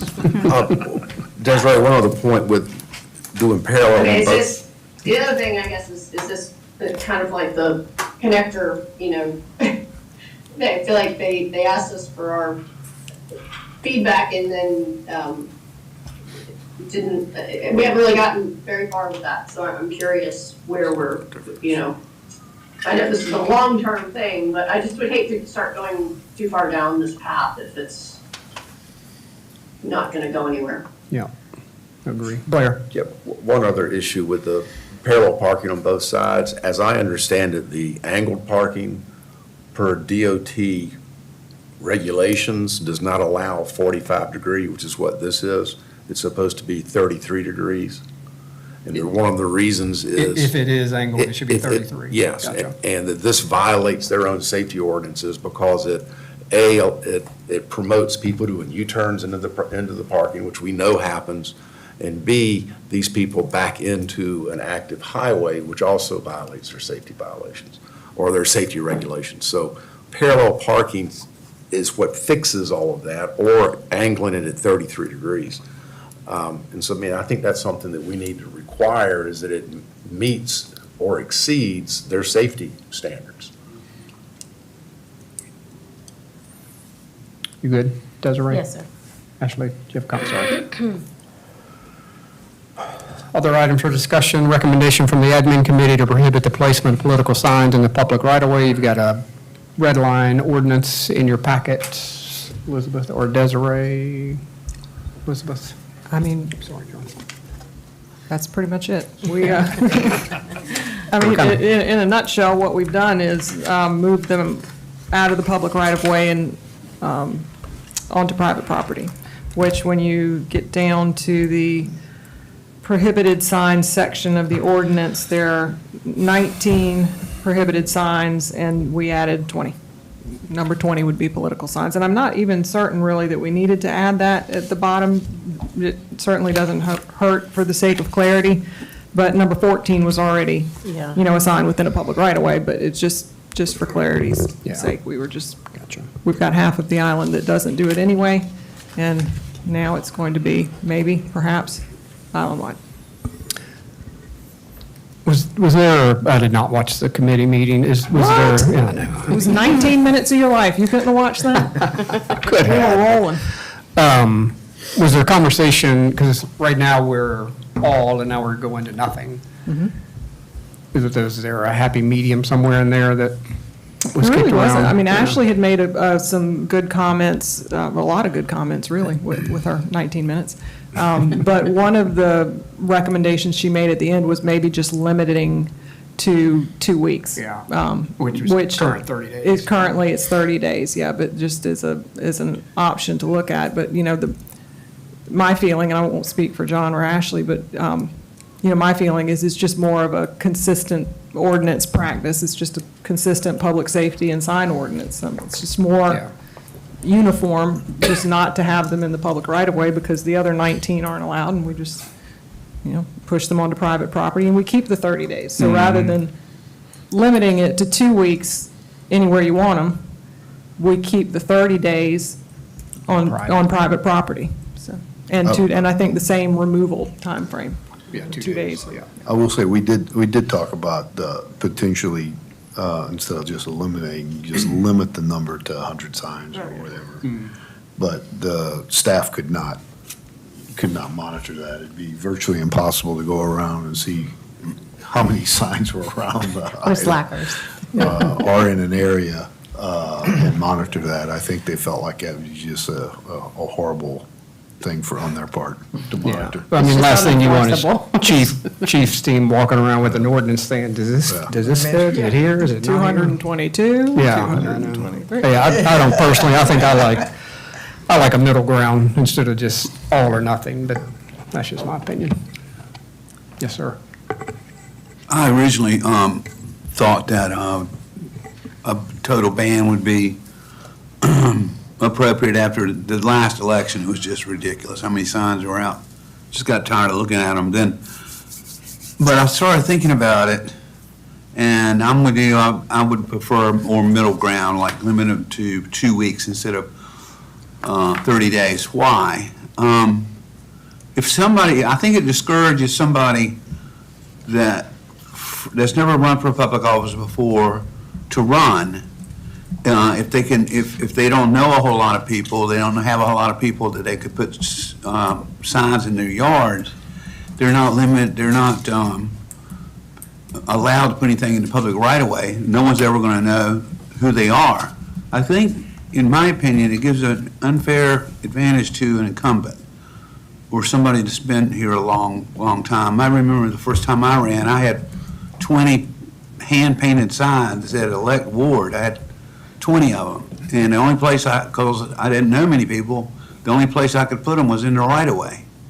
And I'd like to, I think that's First Amendment or freedom of speech issue, that people should be allowed to let people know that they are there and they are running, even if they don't have 200 signs in people's yards.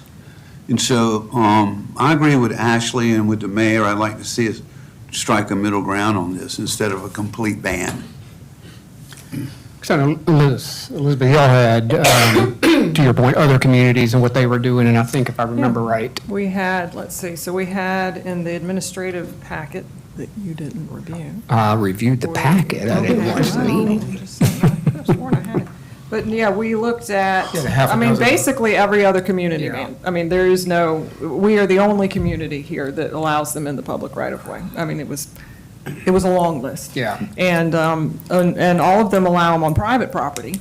And some of them had a certain distance from the, the right of way line that it needed to be 10 feet. Some of them were 2 weeks, with a week after to remove them.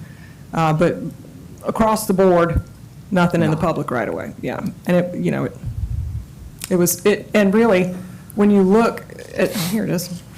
When you look at just the blurbs that were in our package, they just, obviously just needed to cut straight to the chase about that section. But when you looked at the global, the whole ordinance and took it in total, they're public safety concerns. It's keeping things, everything, the other 19 as well as the new number 20 out of a public right-of-way for line of sight, for different public safety issues, and that's really what generated their prohibition against temporary signs in right-of-ways.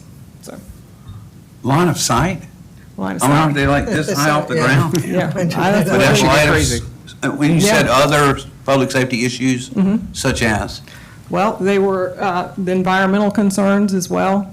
I mean, I can look it up and have it for the first reading. I'll do that. I'll send you the actual ordinances and you can review them. But yeah, it's all, you know, from public safety concerns. I mean, that's pretty much where it's buried. And I think our own ordinance says, you know, the reason that we even have it is to establish limitations on signs to ensure that they're appropriate to the land, building, or use to which they are pertinent or adequate, but not excessive for their intended purpose. So, you know, we have an entire code section on signs that keep them out of the public right-of-way for a variety of reasons. And then we provide one exception for political signs. And it's inconsistent, and it just seems more in keeping with the nature and intent of the ordinance itself to have them lumped in with the other 19 signs that we keep out of the. Except for the city. The city is exempted. Excuse me? The city is exempted. Correct, yeah. Scott? Yeah, I would like to see them, you know, let's join the rest of the other communities and ban them entirely except for on private property. I don't believe that people are really making their minds up on who they're voting for based on a sign. I think it's more, you know, I know I knocked on several hundred doors and you have meetings. There are other avenues to become known and regarding a First Amendment right, then if that were the case, then we should be able to put signs in the right of way for anything, anytime. That would be, I think, the application of First Amendment. I think that, you know, if the elections here are pretty much retail politics, and this still allows people that are supporting candidates to put signs in their yards. I think that they look horrible up and down the highway. And I think it's a pain for the administration to have to deal with them after. Not to mention the thousands of signs that end up over at Donnie's place at the end of the election. I think that's a real environmental waste, and I think I'd like to see these off the right of ways. Jan? How about this for a compromise? Yard signs in yards, and then at maybe 4 or 5, half a dozen key intersections. Breach Inlet on Palm at 14th, 41st Avenue, maybe one down on Waterway, and at the back entrance to Wild Dunes where everybody puts their signs. By the way, Wild Dunes prohibits any kind of political signs within the gates, so we're already living that way. But I think I know when I was running, I was an unknown, and nobody would have known to vote for me, I think, if there hadn't been some signs out there. It doesn't have to be as many as there are, though. I just would recommend, after working on this red line, there's been a lot of conversation about this past election and the referendum specifically.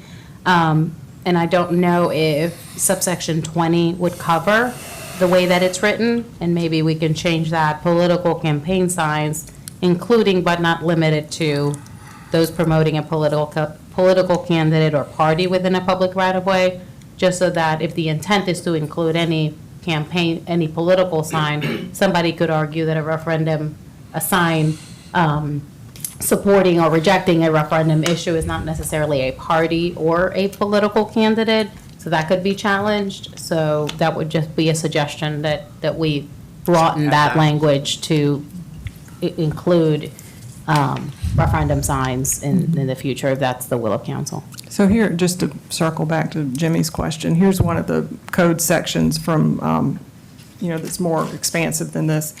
And it references actually a state code that says it's unlawful for any person to display, place, or affix a sign within a right-of-way of a state highway. So that's, some of our roads, right? Well, a lot of our roads, really. Yeah, we don't. Then it says, goes on to say, in recent years, the number of political signs illegally placed within public rights-of-way prior to the primary or general elections has increased dramatically.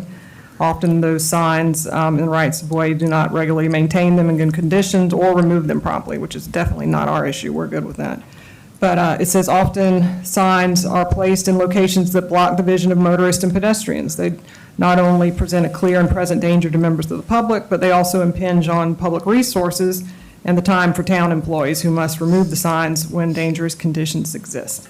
So it says the existence of signs create litter, create visibly polluting blight, may be detrimental to a healthy tourism economy, and are a nuisance. So that's pretty much what the town of Mount Pleasant thinks.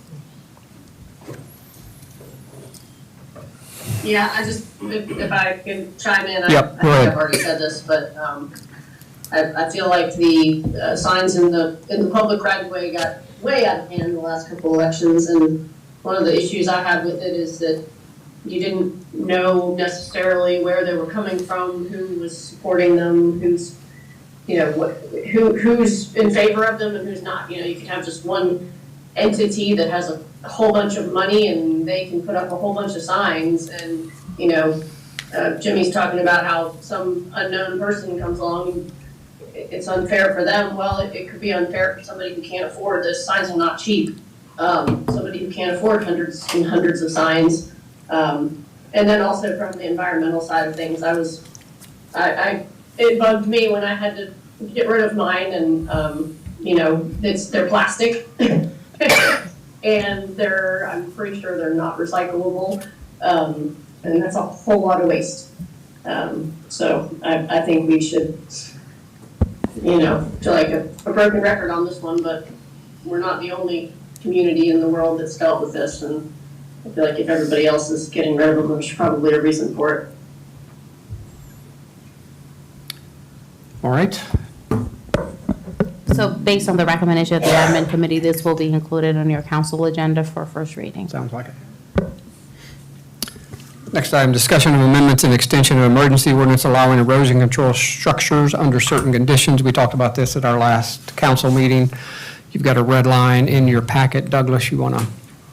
Yes, we talked a little bit about this snag that we've had with the emergency ordinance, in that the existing ordinance required a certification statement from engineers that these walls would not cause any adverse impacts, and the engineers basically came back and said they can't, their insurance and their attorneys are advising them not to do that.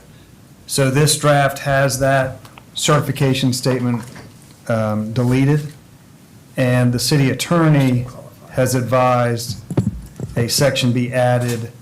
If we're going to delete that section, that would have the owners sign either, well, I think a hold harmless agreement from these owners that they wouldn't hold the city responsible for damages.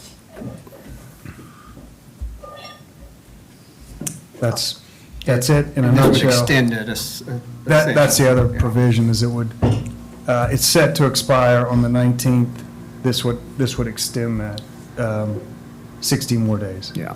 And again, I know we've got some residents in flight. Douglas, can I Yes, ask a clarification on that? Yes. If we add that hold harmless, that's only, obviously only for the person that's building the wall, right? So that would be, they couldn't come back against the city for harm to their own property, but if there was harm to another property, that would apply, right? I think the intention is that they would indemnify the city against any claims. Oh, so is there, okay, so there is an indemnification. Yes, it's both indemnify and hold harmless within an agreement that we haven't had the city attorney draft yet, but we would do that. Okay, thanks. Mayor, to your point, that there are, at last count, there were about 20 property owners who were kind of down this path at some stage of the game, either with having had the markers placed by OCRM. Some, I think, are close to being designed, and so they're kind of in various stages of flight, to your point, with this. But they're all going to have this issue at the end of the road. If no engineer is willing to sign this certification statement, the work they've done couldn't result in a seawall. I am not for this, and the reason is, I think we've been given our answer. Engineers won't sign a certification because they know that hard structures will impact the property on either side of a hard structure. They know that's going to happen. And so why would we then allow people to build a hard structure knowing that they are going to damage their neighbor's property? mean, that's just going to happen. Why would we go down this road? Just to maybe address that a little bit, not that I can completely address it, but their kind of stated resistance to us, anyway, was that if these walls stayed out there for years on end, and there was no renourishment, they really couldn't, they can't know what would happen years from now. So to your point, I think, they just felt like there were too many unknowns. I don't think they didn't say, we think it will damage their neighbor. I think they just said, if these things are out for really long periods of time or in intense storms, we just can't have our name associated with certifying that it would not. But you can go down to the beach right now and look at whether it's the Ready Wall or whether it's the Rip Rapid on just this side of Beechwood East, you can see that it's damaging other property. I mean, it's just obvious because it's digging it out. I don't know why we would want to go down this road and allow that. And then from a legal perspective, if they're going to, just an indemnification agreement, and then they refuse to do it, and then we're in litigation with residents Refuse to over all do this, what? to indemnify us. And then we have to sue them to Well, we hold wouldn't them go, to it an wouldn't go forward, we indemnification. wouldn't permit it. No, even if they sign it, that doesn't mean they're going to indemnify us. They're just signing a piece of paper. We're going to have to enforce those indemnifications. I mean, it just goes down a slippery slope, in my opinion.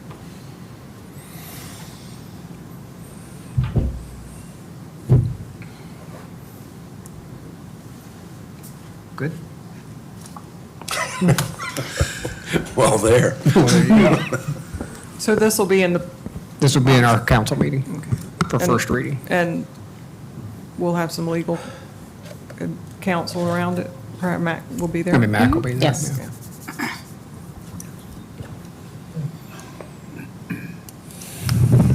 Busting right along, financial review. And now we're getting to the good stuff.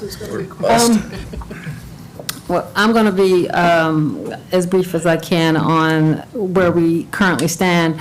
Revenues are 66% of the budget, and this is based on the rolling 12 months. We've started to drop in some revenue numbers, and we should exceed our revenue budget except for capital.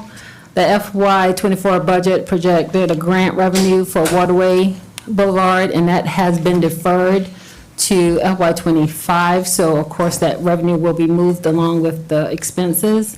The primary changes in expenses are, we're moving $325,000 for the FEMA flood mitigation, and that will be deferred to 2025. And a lot of this stuff will be talked about when we actually address the budget, but this is showing you why the forecast looks the way it does compared to budget.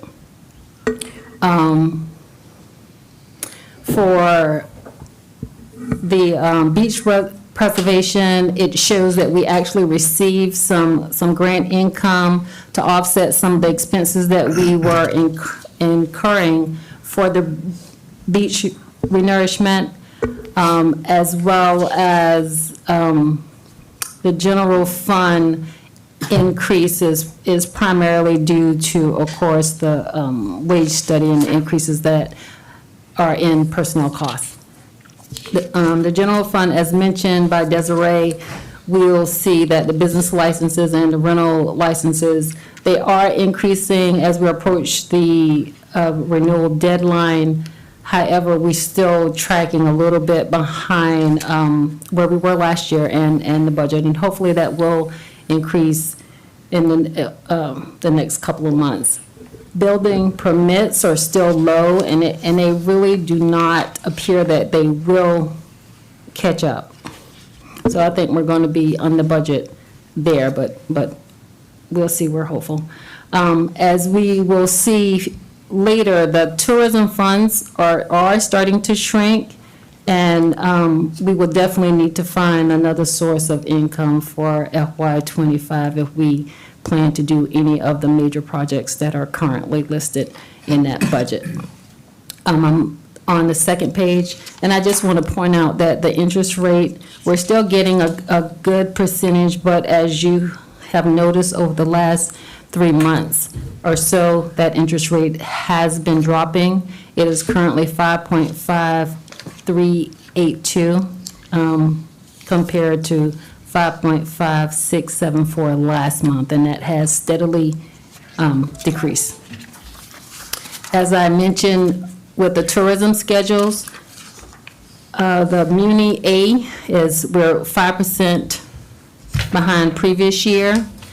And these are, as you flip through them, you'll see that they're continuously dropping. The revenues are still coming in slower than anticipated. We're 3% behind on state A. The pass-through is 4% behind. Hospitality tax, they're doing good at 11% increase, and hopefully they will continue to do well as we hit our peak season.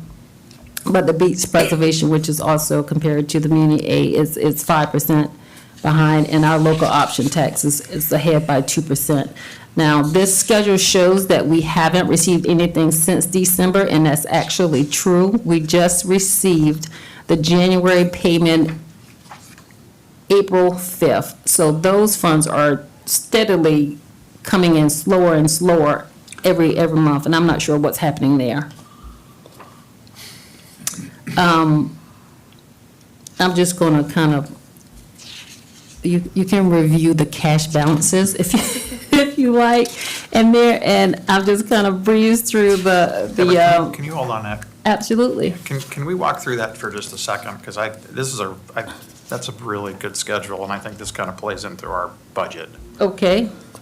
So what the schedule shows, it shows where the cash balances are right now. It shows the budget for FY '24 and what is currently in there. And then it shows some of the money, of course, that we've already spent this year on some of the larger projects and some of the things that we anticipate spending in the upcoming year.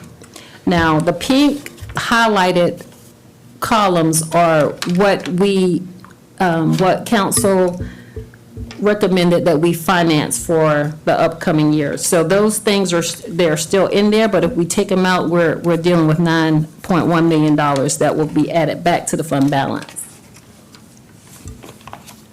Right, so if I'm, just to summarize, we talk about the $43 million that we have in the cash register, so to speak, over there on the top right. But then if we look at everything that's been committed, it's going to take us down to the 21 million down here on the bottom right. That's correct. That's correct. And then what we're proposing in the budget is to take out loans for $9.1 million to finance the projects that are up in the pink. That brings our balances back up to the 30 million. That is so to correct. speak. Yes, sir. Yeah.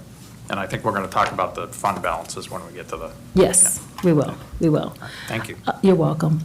As far as the projects, the only thing that we really incurred costs on is the drainage, and that was like $159,000. But everything else was pretty much consistent with the previous month. And if you have any questions as you review them or have reviewed them, just shoot me an email and I'll be happy to answer any questions you have. Okay. No. So kind of shifting gears into budget. Amy, do you have the next budget slides or next?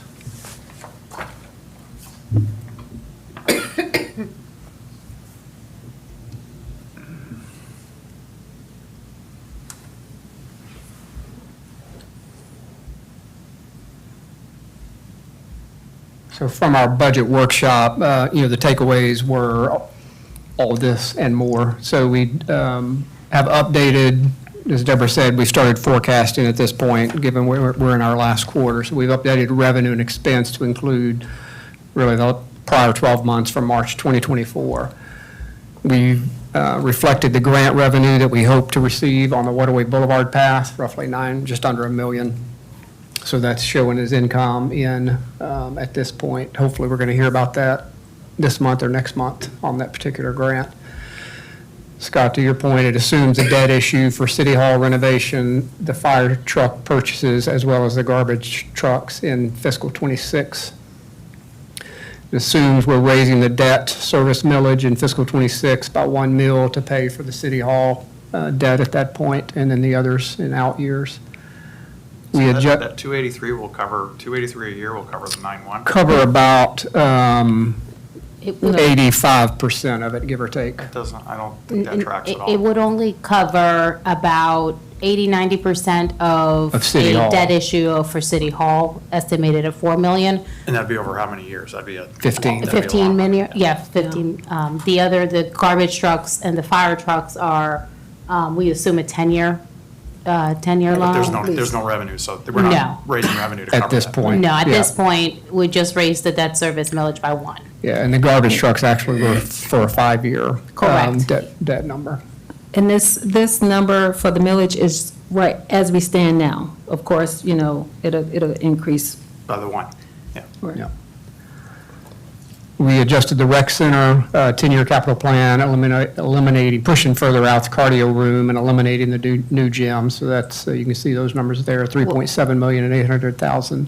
So in the 10-year capital plan that you have associated with draft 2, completely eliminated both the cardio room expansion and the new gym. We had a meeting this morning with the Public Services and Facilities Committee, and the direction we got from the committee was to pull back in, but put in an FY30 or out, so that's not impacting our 5-year forecast, but it's still in the plan. But the draft you have does not have it. We would be adding it back in a third draft. Future year, yeah.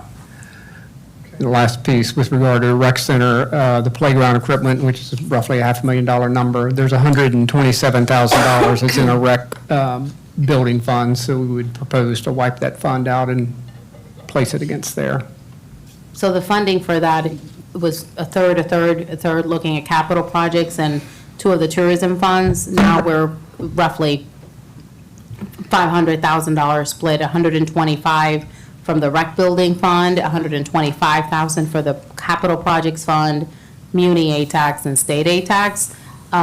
This morning as well, the direction we got from the committee was to split that expenditure, phase out a portion of that 500,000 that is associated with the pour and play. So about 300,000 of the 500 that is included in the budget is just for playground equipment. And the direction we got was to maybe plan for that replacement happening in FY25 and the pour and play in a future year. But this draft assumes the entire expenditure. $500,000, And the yeah. split on that was roughly 300, 200, I think. Correct. Right. Amy, go with the next one, please. So this will give you the draft 2 budget number at a high level. Revenues, 28.6 million roughly. Expenses, 26.5. So overage, if you will, of 2.1, and you can see the total fund balances at the bottom. Start the year with 40 million, end the year with just under 43. The next one, Amy. Go to the next one. I think that shows the changes that the mayor had already. So these slides, you recall when we looked at the first draft of the budget, that, some of the concern was around what was happening with the fund balances. So the green part of these bar charts are the effect of financing City Hall, fire trucks, and garbage trucks. So you can see just what that effect does. Nothing else other than what we talked about, but that's the effect on the fund balances. Amy, go one more slide, please. Same thing here. State A-tax, muni A-tax, hospitality. Set aside beach fund for just a second in this conversation. So you can see the effect, again, just of financing those numbers. Again, if this was my business I was running, I would probably pay cash for the garbage trucks. If it was me, it's $700,000 or $800,000 number, I think. I'd probably, the placeholder for City Hall is 4 million.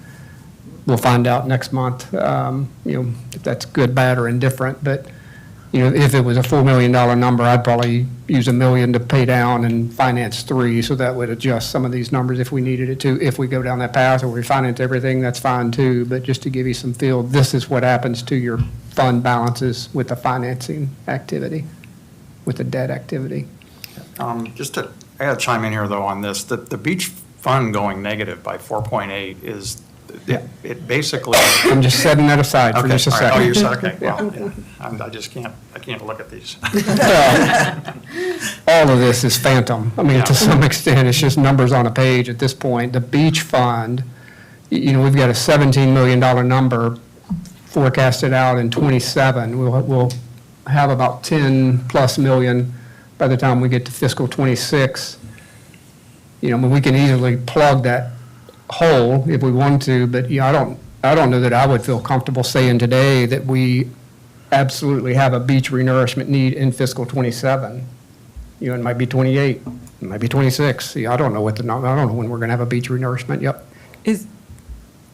And this is my first budget round, but when you say we're going to have 10 million in whatever that was, FY '26, is built into that assumption some usage Yeah. of those? Okay, so good. So Yeah. there's stuff coming out, stuff Absolutely. coming in, Yep. and we're still, good.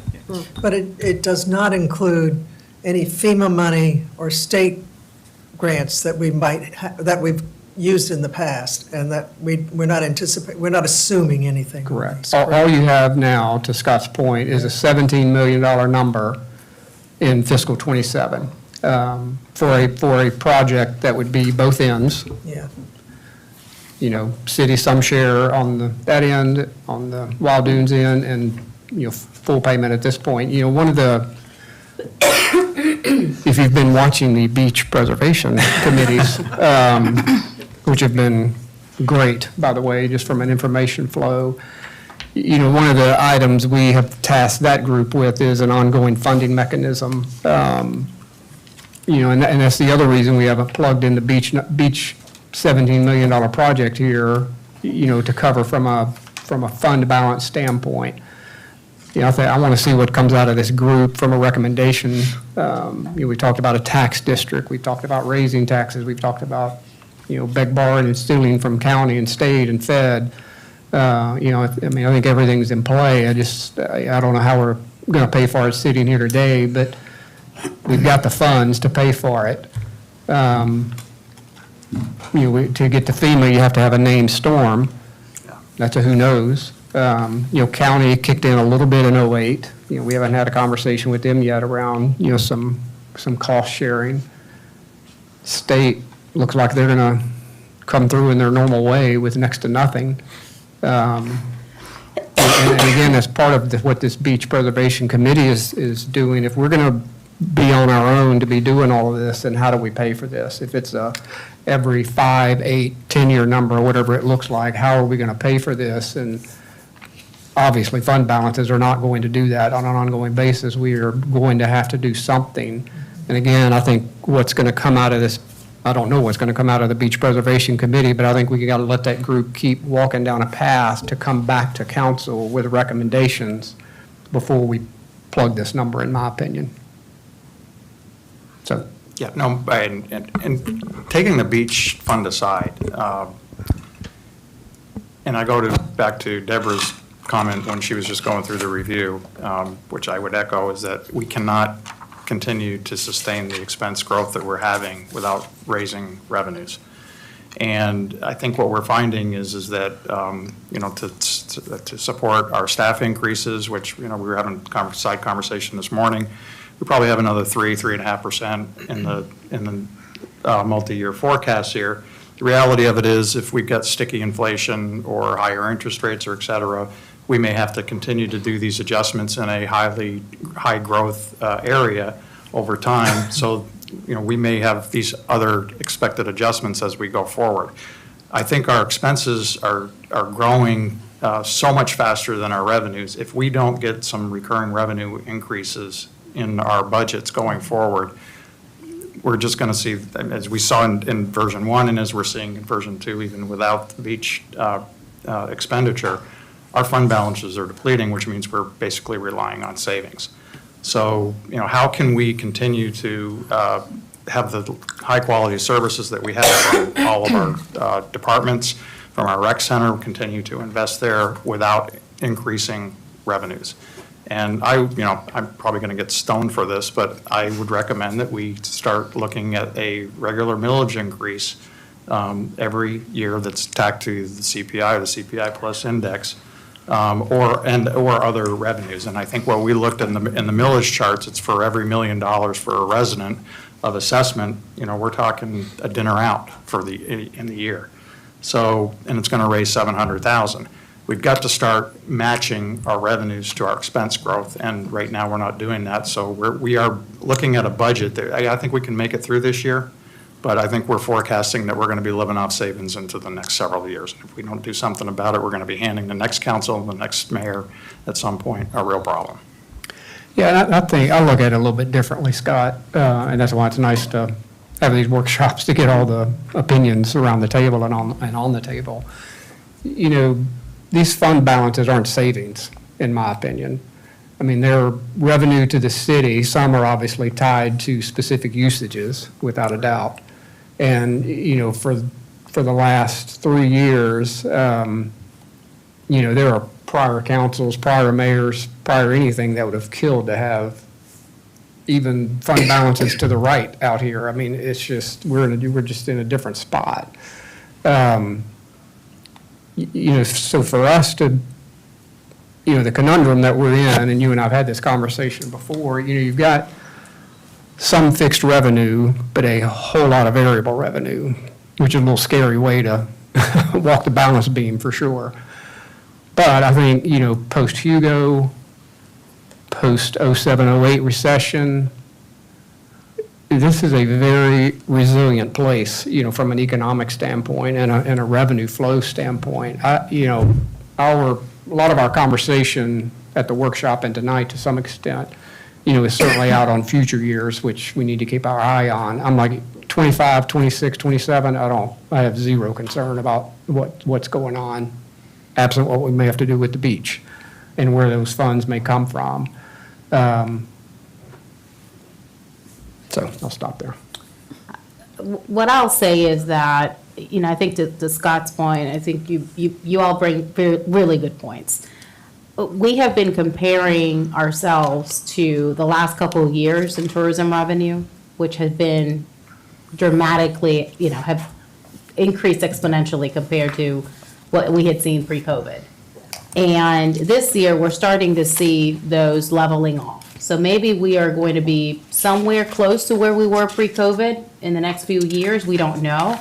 But it's the first year after COVID that we're seeing a decline from that sort of historical growth and historical increase that we had seen in FY '22 and '23. We have been fortunate to be able to cover a lot of our ongoing operational expenses leveraging our tourism dollars. And I think that's part of the reason why there hasn't been a need for increasing property taxes in the past, because why would we if we can cover it? A lot of our operational expenses are impacted by tourism. But if those funds start leveling off and our ongoing operations continue to go up, at some point that line is going to cross. And I think the mayor spoke to this last at the budget workshop. So I think just tracking those really closely is going to be important. And that's why, part of my challenge with forecasting for FY '25, you look at our last couple years, we're looking at historical years that we don't know yet if they're going to continue at that rate. It'll be interesting to see how this year ends, and then we'll track it carefully. But if they don't, then we're gonna have to raise revenue at some point in some way, because our costs, as you all know, everything continues to increase. Our projects are more expensive. Insurance continues to go up. Health insurance costs for employees continue to go up. Salaries are going to be expected to continue to go up. So I'm not saying it's in FY '25 or FY '26, but I think we need to track those tourism funds carefully in the next few years. Yeah, and I think my comment too, sorry, Jimmy, real quick, is, yes, we're coming off record years from a revenue standpoint, but I'm not seeing a decline. I'm just seeing a flattening. I mean, we're down 2% and 5%. That's flat to me from a year-over-year standpoint, from a record revenue year. I'm very anxious to see what this season's going to bring. Our per room rate is crazy off the charts historically. I mean, it is way up there, from an average night. People are booking later. That seems to be certainly a trend that's happening. You can't, talking to rental communities, you can't really count on a great season until you're kind of like right up on it and people show up. So I want to make sure from a managing the message standpoint, I think we're flat from record years, so that's not a bad thing. So if the revenues are flat, but the expenses are continuing to go, that just creates more gap. And, I think we ought to be exploring aggressively new sources of revenue. That would be my recommendation. And just back to the, one last comment on the beach fund.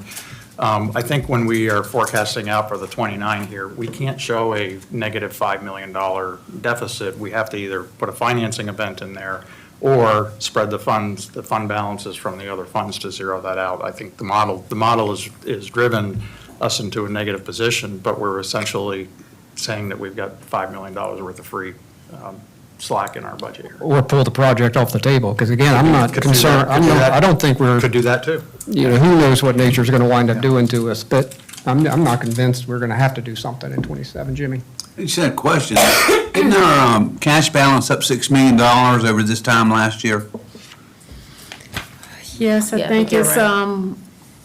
So that's, it's 40,000 for forecast, and the budget is 32,000. 32 million, I'm sorry, 32 million. 40 million to 32 million. so it's $8 million Right. increase over last year, this time. So it's, I don't think the sky's falling. So Amy, sorry, Jimmy. That's it. Amy, thank you. Boy, Slide like you're just speaking, it happens. So from a revenue standpoint, and again, I don't think this is a 25, 26, 27, setting aside the beach for just a second. We've talked about property tax, that some of you are familiar with. There's a 3-year look back that you can do to kind of, if you didn't do millage increases, what could you do so that you can see that there. So that's roughly 2.5 mil, rough numbers, to get to 782,000. Mentioned this earlier, being kicked around a little bit in the ad hoc beach preservation meeting is the special tax purpose district. And again, this would be similar to the 1% accommodations tax. It would be specific for beach renourishment. I mean, it would be a restricted fund. We are a long way from implementing that. Early conversations, Elizabeth, to your point, I think last time we met, I mean, there's legal and tax and all kind of things that we need to talk about there. But I think that one might grow some legs as we keep going. We've talked about business license fees increasing. You can see what, if a 10% rate would do there, a couple $100,000. Building permit fees. It doesn't really remind me on these two. I think we're mostly in line with other municipalities. This would be we would feel comfortable with some kind of increase at this rate. Yes, sir. So you're not talking about a lot of money in 1 year, but over time you certainly are. Implementing franchise fees, we talked about a little bit. The only place we don't have it currently is, in beach operations. I think you're talking nickels at best in this category. In the Water and Sewer Commission, that winds up all of us paying this. I mean, they're not paying it out of their reserves. This is coming out of residents' pocketbooks. So you can Exactly. see those numbers there. But those are really the only places we are not maxed out from our franchise fee. Elizabeth? You're calling on me without even looking. Oh, I see. We're probably not far enough into the new business license year to know yet whether abandoning the honor system and going to a more documented revenue reporting thing has generated much additional revenue from the business licenses, or I guess that's something we might know in I think we'll months know or- it later in the summer, after we process everything. Because we might be surprised by that. Yeah. Yeah. There's another slide. Well, Amy? Other revenue opportunities, we talked about this at the workshop. Desiree, can't describe what it is, but we're talking about $100,000 to $300,000 in additional revenue. How about Correct, and that would just be managing that program. There will be some costs associated with it. Currently, it costs $132,000. We collect $400, all that's collected and managed by Charleston County. But we have an option of just doing it in-house. It would still cost us something very similar to the $132 to manage it, but we can control how we spend the remaining. We can still control it, but we would have more flexibility, if you will. And, one suggestion is currently the rate is 72 per residential property to go up to 83, which is still somewhat in line or below our neighbors. We could generate 450,000, and 300 of those could be assigned to our ongoing general drainage contingency, which we budget $100,000 for, and $200,000 is what cost us for the ongoing maintenance program for stormwater.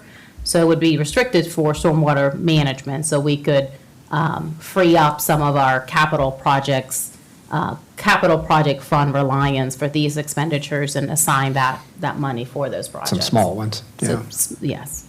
We were asked to take a look at rec department programming fees. Again, you're talking nickels and dimes here, but something to look at. Parking fees, island-wide parking, roughly $500,000 with about 10 assumptions built into that number. I don't think we factored in turnover rate, Desiree, if I remember, on, how many times a parking space is turned over, but this is pretty conservative estimate, and remaining about 40% free parking, just Correct. So what we did is we used the revenue for last year to come up with a revenue number per space, and then apply that to the number of spaces we have in the free beach parking areas at 60%, recognizing that state law would require us to, by state law, we're allowed to have paid parking as long as we offer some free parking. There's no clear direction yet on what some means. So for planning purposes, we just assumed that 40% of our current free parking would need to be free. So that's where that 535 comes from. You're not going to read the last one, are you? So what is currently baked into this current draft? none of this. None of this. Not even the first page? Nope. No. And what is the assumption on tourism revenues in the budget? It's like 90% of the 90%. previous 12 months. Okay. So again, very conservative. Down 10% then, you're saying, from From our forecast. the forecast? Yeah. Yes. And building permits, it's a little bit, it's 85, so we're being more conservative from our forecast, which we're already forecasting not meeting budget in FY '24. So that does about, I think, 200, 300,000 less than budget last year for building permits. Yeah, so Scott, just again, for clarity for everybody, these revenue increase opportunities, nothing's baked into your second draft of budget at all. The only thing that was baked in was, shifting around some of the numbers that were going from 24 to 25, updating the revenue and expense numbers based on our forecast, and then financing the big ticket items. And the debt issue, that debt service millage, it's baked into FY '26, which is when we would incur the debt. That is in the draft? Yes, Yes. yes, That's what I was that's, asking. that one. That one's already. All the debt stuff is in there. And the grant And the revenue is in grants, there. so, but So that's again, that not, first, can you go flip back to that first page? Just, yeah, again, no, oh, no, sorry, the first page of this. go back, Amy, to the, forward. One more, right there. None of that's in there. No, because the max of state allowable rollback is on the operating millage. The millage increase for the debt, it would be the debt service in FY '26. We would like to, if council would like to see a third draft with any of these assumptions changed or anything different, we would want to know. Yeah, oh, sorry, Elizabeth, go ahead. So we have a reassessment year coming up, not this year, but the next calendar year. And doesn't that, 2026, so they do the assessment from '25, and then in '26, we'll all have a new higher, one assumes, appraised or assessed value. Right. Well, if it's a higher assessed value, then we have to adjust the operating Well, I know, 'cause that's where millage. I'm going. So if we were going to entertain I'm not saying we are, but if we were going to entertain a property tax increase, we do not need to wait around until we are dealing with that rollback in the same calendar year, because it makes it more challenging to figure out. That happened to us, I think, in Prior. 2022. So that's just something to think about Yeah. going forward. It's, Yeah, I think Debbie beat it in my brain that you do not, if you're ever going to do a millage increase, do not do it in a Reassessment. reassessment year. I think another thing, if I may, I'd like everybody to keep in mind that we don't know what Charleston County Council is going to do at this point. That's right. And that's the majority of our bill in these difficult times for people, especially on fixed incomes, and insurance rates are going up, and groceries are going up, and everything. I would like you to think long and hard before you sign off on raising taxes on people. We still have a lot of retired folks out here who want to stay here, and we need to keep in mind what Charleston County is going to do. We don't need to be, if they bump us up, we don't need to be bumping it up ourselves at this time. Because I think there is a new school bond potentially on the books. And I think, Desiree, to your comment, again, our focus and requirement by the end of June is a fiscal '25 budget, so I want to make sure we keep our focus there. Some of this would be hard to get in, certainly for a fiscal '25 budget number, but, so I don't know where council wants to go, but, again, our issue is not in '25, I don't think it's in '26 or '27, but I would suggest we go with what we have in draft 2, unless you want some tweaks done. Business license, building permit fees, I think that is an ordinance that we would have to have in place to make that happen, and those are relatively easy, other than 2 readings and a public hearing and all that, but. So we can start working on those things this year, but just not include them in the budget. If I think so. that was the will of this group. I Are mean, those increases kind of in line with communities like ours? I mean, are we below what people would charge to build other places, or? so for building permits, we are behind Kiowa and Sullivan's Island, somewhat similar in some building permits to Mount Pleasant, Folly Beach, but roughly, if you look at the analysis, we're third behind Sullivan's and Kiowa. This would put us in more in line with Kiowa, not Sullivan. Sullivan's it's much higher. Their rates are much higher. So there's room there that wouldn't shock a contractor to Correct, see. and that's those percentages, based on our analysis, would not be dramatic compared to everybody else. Seems like the analysis we did was a $500,000 project, and I think this yielded about $1,200 additional dollars. I think it went from kind of $5,000 of fees to us to like $6,200 of fees. And we can share that with you all, so you can see the detail. But building permits, we went a little bit higher. Subcontractor permits are very, very low compared to everybody else, so we would go higher than 15%, and nobody would notice. I mean, we're talking about a $25 permit, going up to 100, and you're still lower than everybody else. These are based on assumptions on building permit volumes now. Correct. Lower. So these numbers are based on our forecast for building permits, which is pretty low. Yeah. So I would recommend that we pursue those. The last time we did it was about five years ago. So On those 2, Desiree? on those 2, I think it would be reasonable, particularly when we're seeing such a decline in building permits.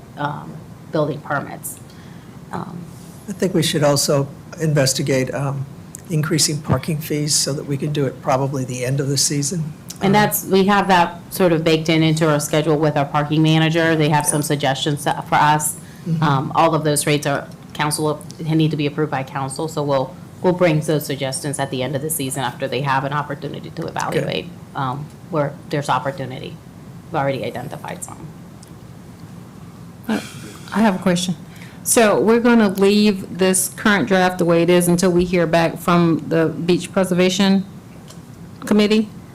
Yeah, how do we want to deal in FY '27? It's mostly our My forecast. personal opinion, I would take the beach renourishment project off the table. Okay. But that's just me. I mean, I'm just one soul. I mean, I don't know that that's the responsible thing to do, at least from my opinion. I think we're going to have to do a beach renourishment for us to just completely ignore that. I'd rather have it in the budget and we figure out how to finance it or keep it on the horizon and, you know, deal with the reality of that it's going to be coming at some point. I think for us to think that we're not going to have a major beach renourishment in the next 5 or 10 years is, we're just trying to make the budget numbers work. And I'd rather have it in front of us and in front of the future councils. And, you know, if we have to put the financing in or figure out a way to, you know, reallocate those fund balances to depict what I believe is the odds on that we're going to have to do one, I'd rather have it in there and deal with it than ignore it. It may also be easier to ask for money if we can show that we have a need. I mean, if it's not in our documentation, they may not, you know, I don't know, it's just thought. I mean, everything Steve is telling us is we've got a renourishment on the horizon, and I think for us to ignore it would be irresponsible. I don't think there's any doubt you have a renourishment on the Wild Dunes end, but that's a $2 or $3 million number for the city at best, or at worst, whichever way you want to look at that meter. And that's due to the Wild Dunes private Correct. renourishment fund that and their fees that they've been assessing Correct. on transfers and. Yeah, so the homeowners. 17 million, I think, is 13 or 14 for the breach inlet end, and then the rest for the other end. And those numbers are not, you know, they're not based on any bids. Those are very high-level numbers based on our last project.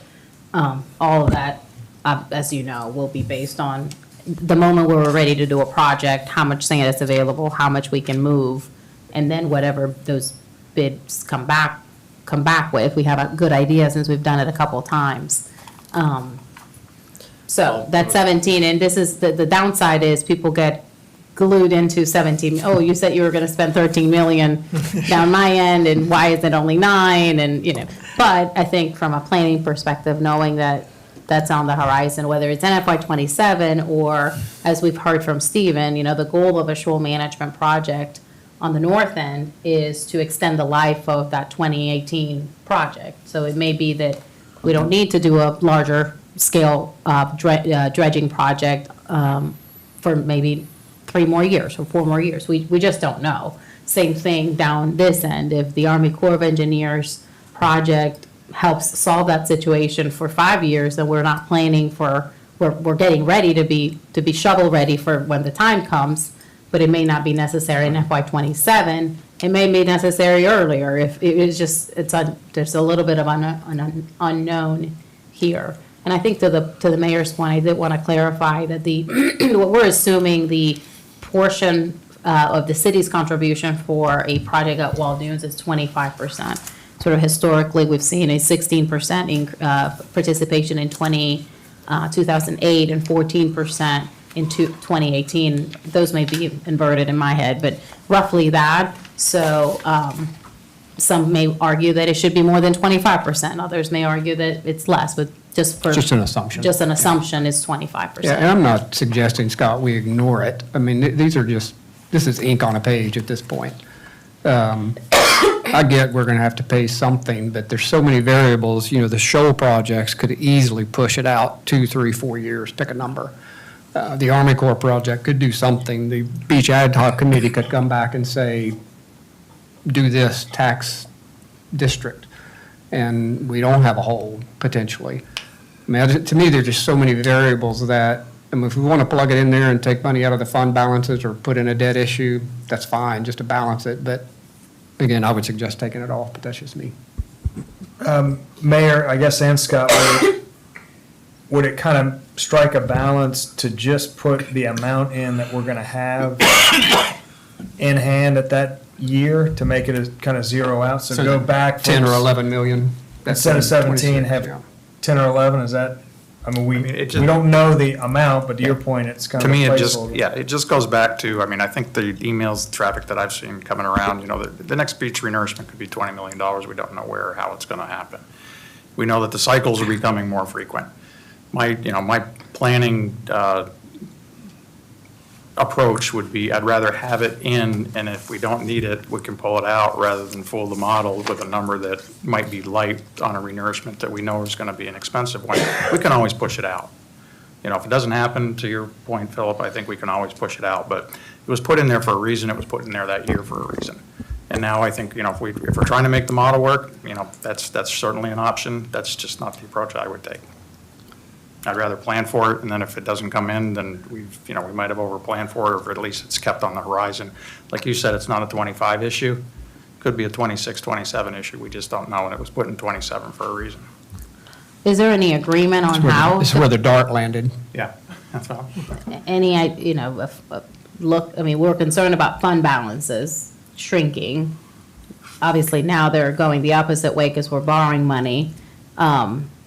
Is there consensus with trying to plug that hole, that 7 million, by taking out of fund balance from Again, tourism? I'll give you my suggestion. I would change the 17 million to a $10 million number, because again, I don't know what's going to come out of this ad hoc meeting, and that may plug that hole. There's going to be potentially FEMA money. There's hopefully going to be county money. So I would. You only need to take It's only 5 out. 5 million, Yeah, you right? only need to take, you got a $4.8 million 4.8 or deficit, whatever so it take is. the 4.8 out if that's Yeah. what you want to do, but I wouldn't. You take 4.8 out and it balances out for the rest of them. So kind of to your point, Douglas, put in a $10 million project and satisfies middle ground at least. That's all we could do if this budget is real, if it happened that way, so. What budget is real, Jan? Seriously. I think the point, I think, that I think everybody has is there is no way for the city to fund an ongoing beach renourishment at these rates without something. Without something. Without- Whether it's property taxes, whether it's a beach going fee, whatever. Tax district. A tax Yeah. district, whatever it is. I FEMA. think that conversation, I think to the mayor's point, whether it's in FY '27 or FY '28, the magnitude of this need, I think, for the city on an ongoing basis, it's something that will require a lot of work and and a policy direction from council of how that happens. I think Deborah and I can plan all day long, but they could hear from there, but it'll require, an action of council. Absolutely. Yeah. And that's, again, broken record, but I want to see what comes out of this beach preservation group before we get to a policy decision. Desiree? Do you all want us to, so we'll pursue changes to business license fees and building permit fees? Not adjust our revenue projection for FY '25? Maybe keep it somewhat conservative? Any other of these ideas, other than the rec department programming, we're looking at that, we've identified a handful of opportunities there, but I wouldn't adjust our assumptions there. Amy, can you go to the next slide? Anything else here?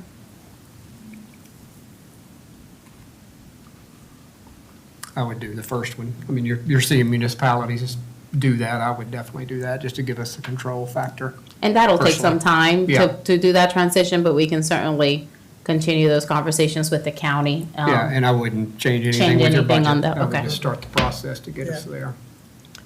No dog license fees, Jimmy? On the increase in parking He's fees, running is that- again. is that increasing what we have or expanding? That would be expanding. That 535 just assumes charging for some of the currently free parking. If you If we change the rates, that's not, increase the that's not rates in to there. match Yeah. match the Correct. county. That's more Yes. footprint, yeah. I and know, go to and I hourly think parking it's rather than difficult to. all day. You can- Because I know you it can says raise more increased revenue parking there. fees, but. Yeah, different. All right, Desiree, how fast can you do a per capita Oh, good project Lord. update? Done? Let me A pull lot of up good stuff happening on the island. A lot. In one small corner, it's all happening. Well, all in one small corner. Funny how that 10,000 works. square feet. All right, let me go through.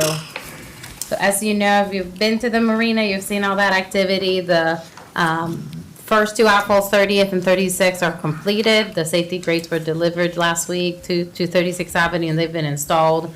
So right now, the big drainage project that we have ongoing is 41st Avenue. It's in progress. The closure of the intersection of Waterway was anticipated for earlier this week. We're still waiting on an actual start date, and we've been told it could be about 2 weeks for that closure. Well, they're working on the road, but, you know, that could change. It could be less, it could be more. The Waterway Boulevard multi-use path, Thomas and Hutton is working on evaluating the feasibility of increasing the level of protection from 6 to 7. So they're working on that now. Reached out to SEMD yesterday to see whether there's any announcement on the FEMA hazard mitigation grant. They said no. They are waiting on them getting their word from FEMA, from the federal government, so they don't have anything for us just yet. Let's go ahead and give them our routing number and account number. Just put it in. Just in case, yeah. Such a great project. Sea level rise adaptation plan.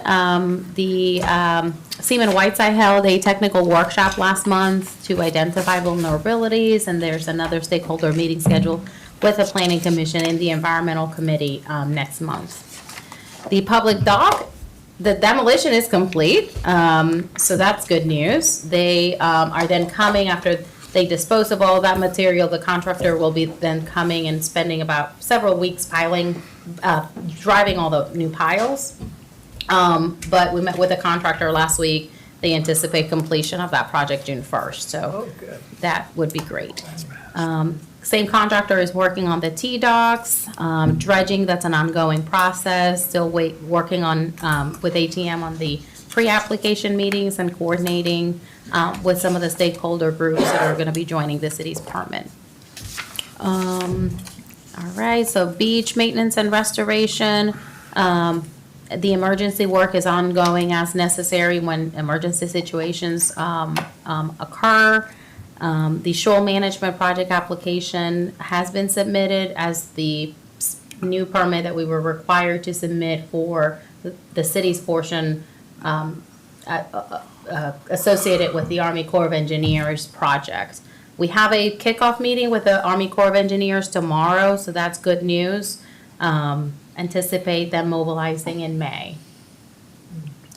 Is that going to interfere with turtle nesting season? If it interferes, we would be required by the permit to have turtle monitoring, which we have done in the past. So it'll go forward? Yes. Yeah, they've already reached out to our turtle partners. Thank you. All right, and then building and sim facilities. I don't think I need to. We will have Trident come next month to the workshop to talk about the City Hall renovation, expansion, potential relocation, talk through some of those options and what we've looked at and what may be feasible, what may not be feasible.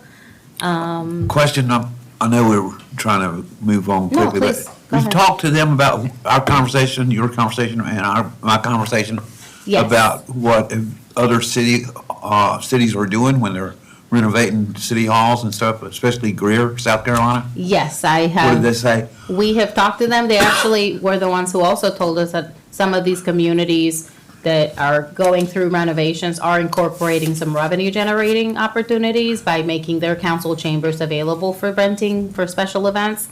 So they're familiar, they've done similar projects, and what we've asked them for one of the options to include that